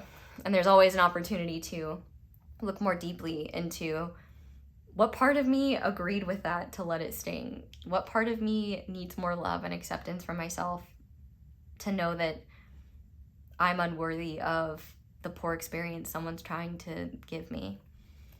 Does that make sense? I feel like there's so many things. So if you get any vibes from this devil and justice energy, feel free to comment them if I didn't say them. But like, I feel like I could go into those cards for like 20 years to the point where I could give so many interpretations it would lose all meaning. So yeah. Okay. What fear or belief has the potential to block this path or block this shift, or will create blockages as group 3 moves forward if they hold on to this belief? Yeah, the Emperor and the Lovers. So this is pretty specific. I also just realized I didn't hold up these cards like I promised I would. I completely forgot. So I apologize. But I don't really think you guys mind anyway. So I think the fear or belief that you have that's blocking this shift is, first of all, you might just be really afraid of letting go of, for some of you, this situation might be about leaving someone, someone who's had a lot of authority over your life, who you felt like is a soulmate or that you have like a spiritual connection to. And maybe you do, but one thing I will say is that a spiritual connection is not a permission slip to treat someone poorly. And whether there's a connection there or not, that's just unacceptable. Like, I definitely think that a fear or belief you might have is that you're fully in control of whether or not you find love or find what you're looking for. I think there's a part of you that's afraid of, if you leave what you know and what's familiar, what if you're walking away from what you truly want, what's most special? And I feel like for a lot of you, I feel like that is some sort of like romantic partner or a way of living that makes you feel protected or powerful or safe. And I think the thing is I think you've outsourced that power to an outside source, or if you had a partner that was very controlling, I feel like that could be that. Like, you maybe a belief or fear about moving forward is like, for example, if you guys are in getting a divorce, or breaking up with someone, breaking a lease, leaving a situation where someone was really special and important in your life, but they're probably domineering, and maybe there's a lot of aspects of them that you could see like being like an ideal partner and stuff. And maybe you just have this fear of, well, if I keep moving forwards and walking away from them, what if I'm giving up on, the greatest thing that happened to me? And I gotta be honest, if they were the greatest thing that happened to you, you wouldn't be leaving them to begin with. And so I think that if you have this belief that like you're divinely ordained to stay where you are, I first of all, I don't think that. I don't think the universe wants you anywhere where you're disconnected from yourself, or stuck in a life you feel like doesn't belong to you. It seems like that's what you've been leaving, and the new world you're stepping into is a world of your own creation. And I think you're just very afraid of what that life looks like on the other side, because I don't even think you know or have an idea. And maybe that's why it's been so hard to move forward or walk away from whatever you're walking away from, because maybe in the past you've always been very certain about things, and this is something you're not certain about. Like, you know, maybe there's a lot of complex feelings around it, which I think is completely understandable. But I think that's the point. The value is in the complexity. Like, it's not always easy or instinctual to do what's right for us. Sometimes it can be the hardest thing we ever have to do. But that, in that moment, that's the most loving thing we can do for ourselves. So release the belief or the idea that, you know, your ultimate fulfillment is in a place that keeps you miserable, because I promise you it's not. Because ultimate fulfillment does not feel like misery. And there's a difference between a hard time or a rough cycle and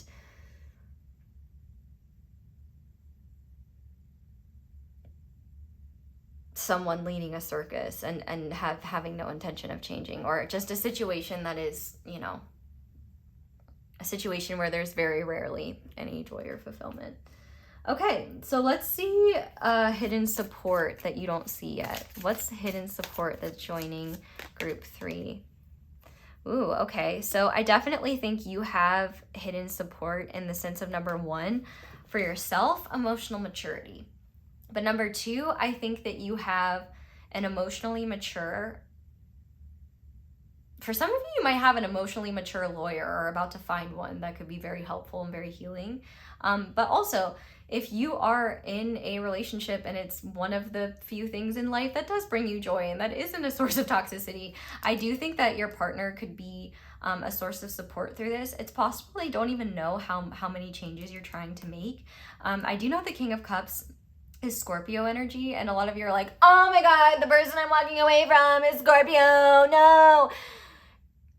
There's more than one Scorpio in the world, my darling. And they don't even have to have Scorpio energy. So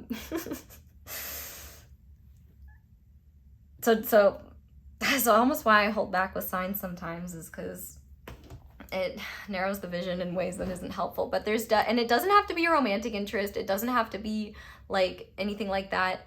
But there's definitely someone with emotional maturity and emotional depth that is also very measured in how they express that emotion, that's going to be helping you and supporting you. But I also think as well, your own emotional maturity is going to be benefiting you as well. Okay.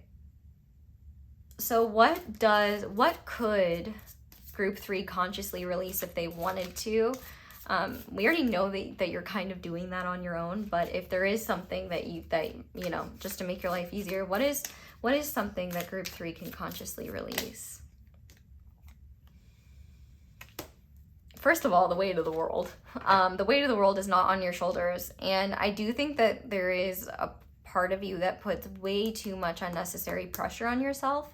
But also the World card talks about, or shows, at least in the traditional tarot, fixed energies. The fixed energies are Scorpio, Leo, Aquarius, and Taurus. And fixed energies are just that. They're fixed, they're stubborn, they are rigid, it's hard to move them. What you need to consciously release is that, number 1, your fate is something that is rigid and stiff and fixed. Number 2, that people are rigid and fixed beings. Number 3, I think you also need to release the idea that the new world you're moving towards is something you'll never fully reach, and that the cycle, because you've already left the old world you're in. I don't think you just quite fully realized it yet. You've already been taking the steps and you've already been doing a great job. It's just like, it just seems like you're in that uncomfortable part where you've been acting on the things you know you needed to do, but you're not seeing the results yet. You don't know how it's going to turn out. You don't know if it's going to be worth it. But I think you also need to release external opinion in general about what people think is right or best for you. Remember that people don't see the full picture. And like, for example, if you're in a situation with someone that is like harmful and you're trying to leave them, and other people are like, why would you do that? They're so great. Yeah, remember that people that are like that also groom the community. Like, they have a very, like, they present themselves in such a way intentionally so that when behavior, so when and if behavior like that is outed, they've got people to protect them. So just know that, you know, people might be telling the truth. For example, you know, if there's community people that are like, that don't understand your decision or think you're making a mistake, and it doesn't have to be related to a person, you know, maybe people just don't understand why you would want to move or why you would want to leave what works. Like why would you want to leave your old job? Like, you know, you make so much money, but if you're like, yeah, but I don't want to get out of bed every day, and I'm tired of like life, like, you know, I don't think that's a job worth keeping. Other people don't get it, and they're not going to get you. I mean, you can try to explain yourself, but you don't need to, and it's not your job. I think you need to release the idea also that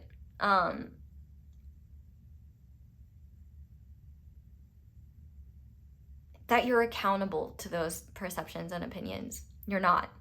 And also, one sad reality is that it's really just not people's business, but people be getting into each other's business all the time. So yeah, your future is not fixed. It's in a process of creation.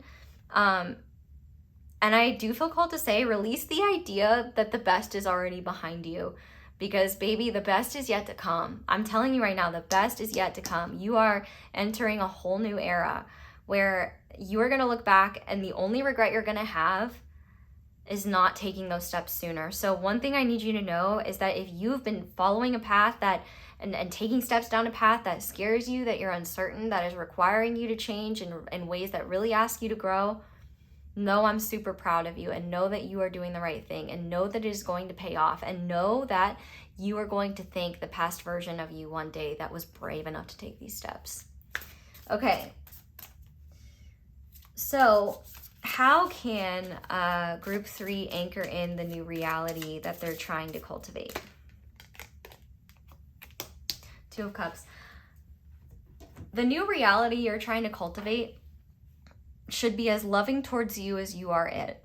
Now, obviously, like, there are things in life, like when we are in traffic, you know, you may not be embraced lovingly, but that's not like a sign of your worth. It's just the sign of that, I don't know, something happens in our animal brains. And anyway, the life that you love is not one that will suck you dry maintaining it. How to anchor in your new reality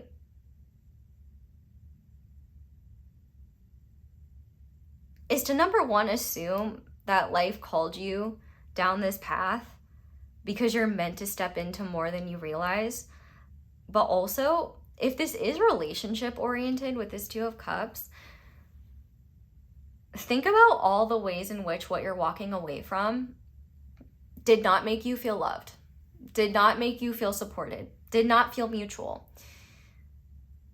Because the 2 of Cups is just a harmonious connection card. And your life is meant to have a lot more harmony.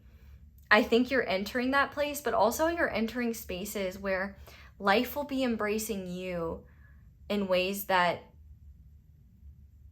you're ready to embrace life. Like, I feel like where you've been really sucked your spirit out a little bit, and I don't know in what ways. It could have just been, you know, you were tired of the way you were living or the place you were living or something like that. But definitely when it comes to anchoring your new reality, romanticize your life, because I think it will save your life. There's definitely, anchoring in your new reality requires you to not settle for what you know won't make you happy or what feels like a compromise. Because yes, like in relationships and things like that, that can be necessary, but a relationship period should not be something that requires you to compromise yourself, your heart, your happiness. If it's that's a no-go. when it comes to what's truly fulfilling and meaningful for you and what feels good and aligned, you won't question whether it's good and aligned. You'll feel it. It'll feel natural. And also, I think part of why it's hard to imagine the new reality you're stepping into is because you've received and seen and experienced a whole lot of what love or fulfillment or joy isn't, and you've been conditioned to believe that's what it is. You know, a lot of people say, like, I love you, but sometimes when people say I love you, what they really mean is I love the power I have over you. Or I feel attached to you. Please don't leave me. Like that Corinthians Bible verse, like love is patient, love is kind, so on and so forth. That Bible verse, honestly, and maybe you can find a different version of it that's not in the Bible if that makes you uncomfortable, but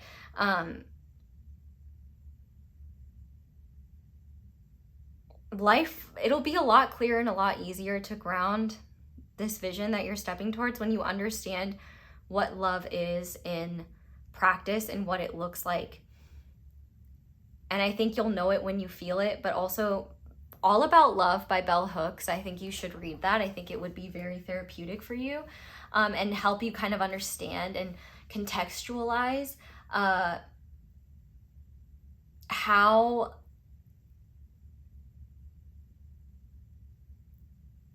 you may have been convincing yourself of certain things, or how others might have been trying to convince you that this is what you should want, this is what happiness is, this is what fulfillment is, you know?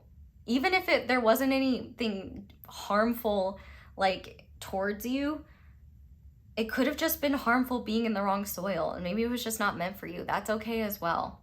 I definitely think anchoring in your new reality by having the expectation that you will not settle for anything less than harmonious, emotionally fulfilling places and experiences in life. And that's not to say that there's no challenge or anything, but rather,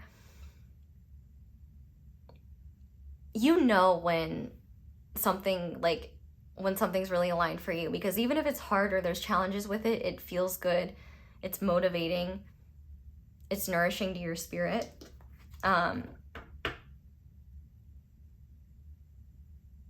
And I think that in terms of aligning into your new life, it's really about what are the things in this old life that you wanted to do or wanted to explore, fantasized about, but never did because you were told your happiness lies elsewhere. You believed that you were being too greedy to ask for more.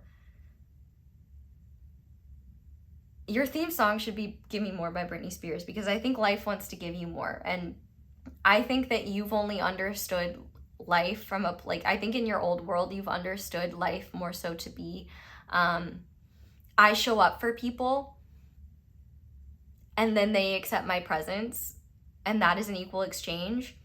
And it's like, no, you're meant to be in spaces, be in environments, be in communities, careers, relationships where you're not just proving or providing something that legitimizes your reasons for taking up space there. Your reason for taking up space is that you exist and you're here. You have every right to, just as much as everyone else. But the life you're stepping into is one where you feel loved when you step into a room. Other people are excited to see you. Other people reach out to you. You're not just reaching out to them.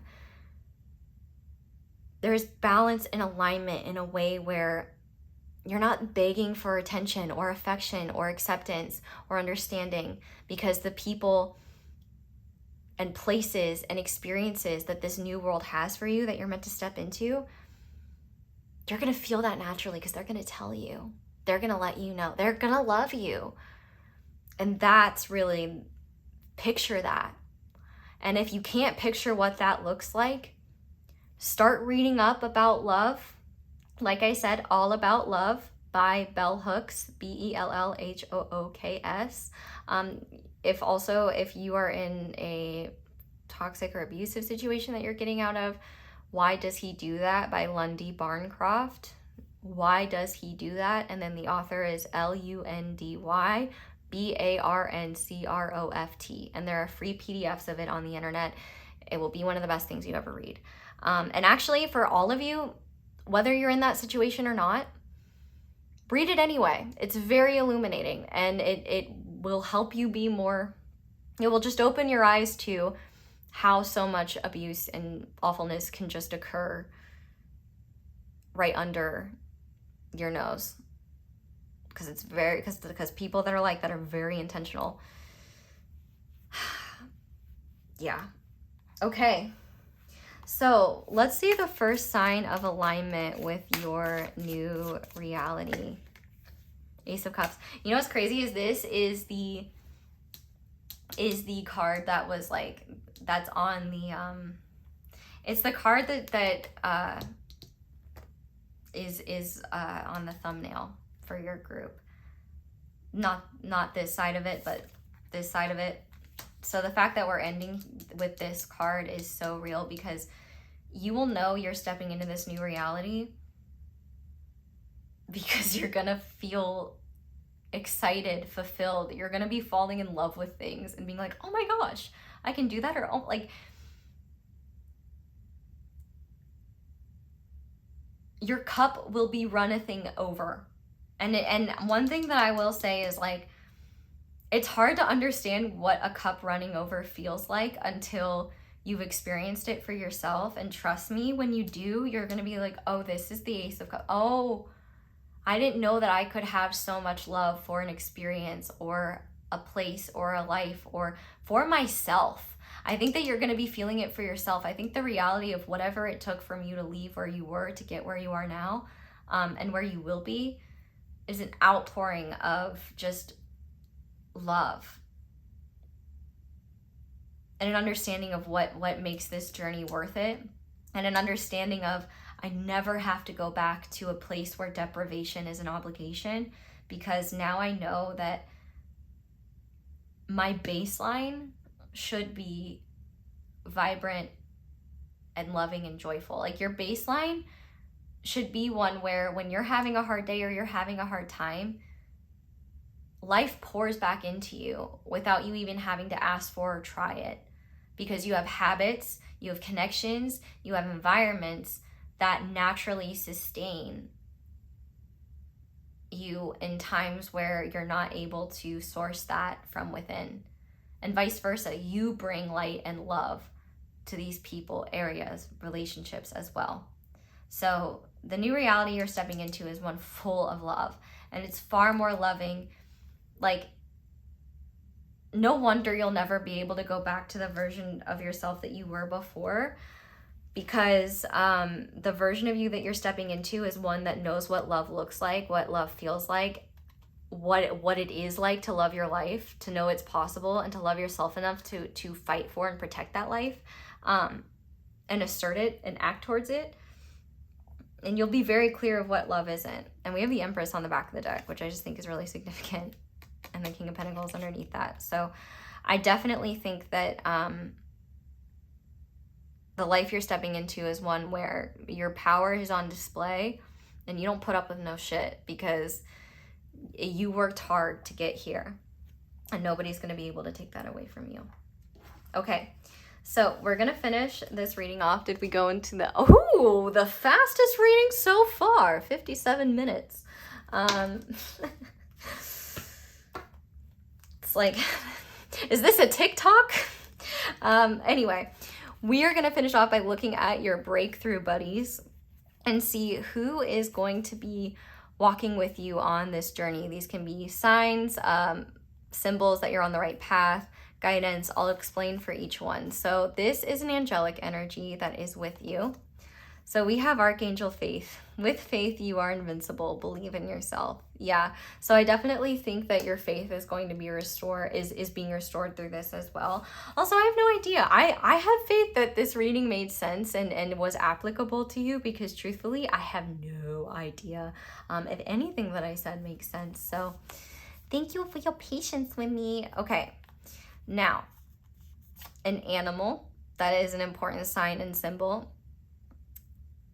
that is also walking with you and supporting you is the Bat. So rebirth is assured. So yeah, you are definitely releasing what doesn't serve. And also, maybe I'm thinking specifically of the Christopher Nolan Batmans. There might be some good messages in there for you, just about fear and stuff like that. It's not my favorite Batman. My favorite Batman is the second Michael Keaton one, but I think the Christopher Nolan Batmans have like relevant, I mean, they're still great, like, no, not knocking on them, but you are already in this process of change, and just because you can't quite see it doesn't mean that you're going in the wrong direction. Have faith in yourself, because you're already getting there. This is an archetype of, this archetype could already be part of you, or one that you're meant to step into, that embodying this will just help you along your journey. So we have Knight, loyalty, romance, and chivalry, a love of honor. So this is an excellent example of knowing what love is and love isn't. I think in a lot of ways, like, you can be stricter with your standards of what brings you happiness. Meh is not love. Like, I mean, like, I like some, but nope. If it starts with I like, or it's really great, but it's a no. But I also think loyalty to yourself and living your life romantically in ways where you just make time to enjoy the small things. You let life be beautiful, you know? You put on playlists that you know, feel like the soundtrack to your energy. You decorate your home in ways that you love and that feel good, not what you think is most trendy or something like that. I'm not saying you would, but still. You know, and the shadow attributes here are allegiance to a destructive ruler or principle, romantic delusions. So I think you know what romantic delusions are, because it seems like your old life was full of them. Didn't mean to come for you that hard there, but for those of you where that's true, I'm sure you're cackling. Romantic delusions as well, and it doesn't just have to be in terms of like relationships, but like romantic delusions in the sense of this where I'm at is good enough, or I like this, like trying to convince yourself you love a life that doesn't belong to you, or that you didn't choose, or that you've wanted to leave for a while but you haven't known how. I think the archetype you're meant to step into is one that fights for the new reality you're cultivating, which we already know you will, and one that recognizes and one that integrates wisdom and truth from the awareness you gain through this process of realizing what delusion looks like, because now that you're seeing and recognizing like what a life you love looks like, what it feels like, how you experience it, how it pours back into you, it will be so easy to clock what is not that, and it will be impossible to delude yourself into thinking otherwise. We also, you guys got two of these cards. So we have Douglas fir. So I don't know what kind of scent that is, but you know, fir is a type of tree. We also have resolution. The trigger statement is the past haunts me, and the true statement is in this moment I am free. Let yourself be the one to heal the wounds passed down from your ancestors. The release and growth begins with you. So yeah, I think you have real potential to be a cycle breaker here in very powerful ways. And I also think that, like I said, you're not going back to an old life. Like the past will no longer haunt you.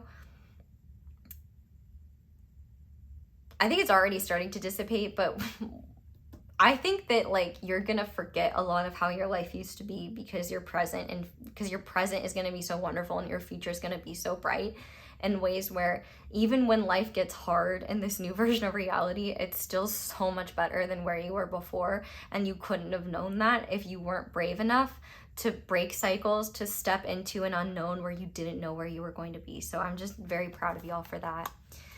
Conviction, yes. This energy of the new version you're stepping into has so much conviction. The trigger statement is no one listens to me, and the true statement is my voice is heard. Stand strong and communicate your message. The world is ready to receive what you have to share. And so I definitely think too, there's also encouragement like to speak your truth and speak up and be honest about how, like, what will or won't work. And have convictions in your truths, even if people don't understand them. And honestly, if people overstep and they say wild stuff to you, or just, you can make them uncomfortable. You can be like, what do you mean by that? Or, you know, for example, you know, if someone's like, oh, why are you breaking up with them? Like, they're so great, they're so nice. And just say, like, don't hold back. Be like, I'm sure it'll be enough to wipe the shock off their face. I'm sure they'll probably struggle to believe you, because that's how, you know, people that hide that sort of behavior are to the rest of the community. They got to play the performance, right? But sometimes people need to be checked when they overstep their boundaries too much. Feel free to let them know. And have conviction in what you know to be true, because just because others don't understand it doesn't mean you're wrong. It just means they're not at the place you are yet. And it's not your job to clarify for them. You don't have to make sense to anyone. And also, you can save your voice for the people who will actually listen. And finally, your higher self is with you. And I want to see what message your higher self has.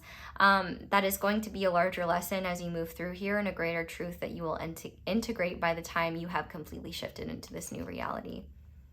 And that is I am knowledge, which I really love to see here, because I think that for you,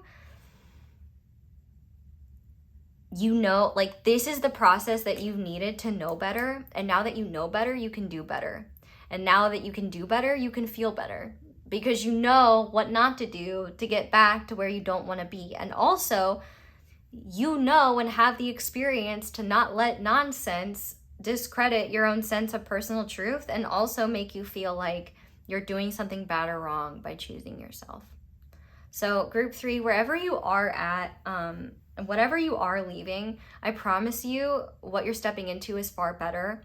And I feel like as well, one thing that you need to know is that you're doing great, and I'm proud of you, and I hope you're proud of yourself. And just know, like, when you wonder if you're making a mistake, remind yourself that the evidence you're not is in the path that you continue walking towards, is in that forward momentum you're gaining. So trust me that the evidence is coming, it's in your future, and it's the sweetest reward I think you'll ever receive. But, you know, we have all these books here, so I definitely think finding resources that just expand your mind and reinforce behaviors that are loving towards you and help break you out of cycles that are not fulfilling or supportive of you, I think that is going to be very beneficial. So group 3, I cannot wait to go to bed. But this reading was beautiful. I hope it made sense. Honestly, I was channeling so much, I don't know what I said or how it all came out, but I imagine if you're still here, it did make sense. So thank you guys so much for watching, and thank you so much for letting my ads play in the background while you do something else, or leaving me a tip, or just getting YouTube Premium so that you can watch me without ads. Other ways to support me are down below. If the workshop is still available, if you're watching this on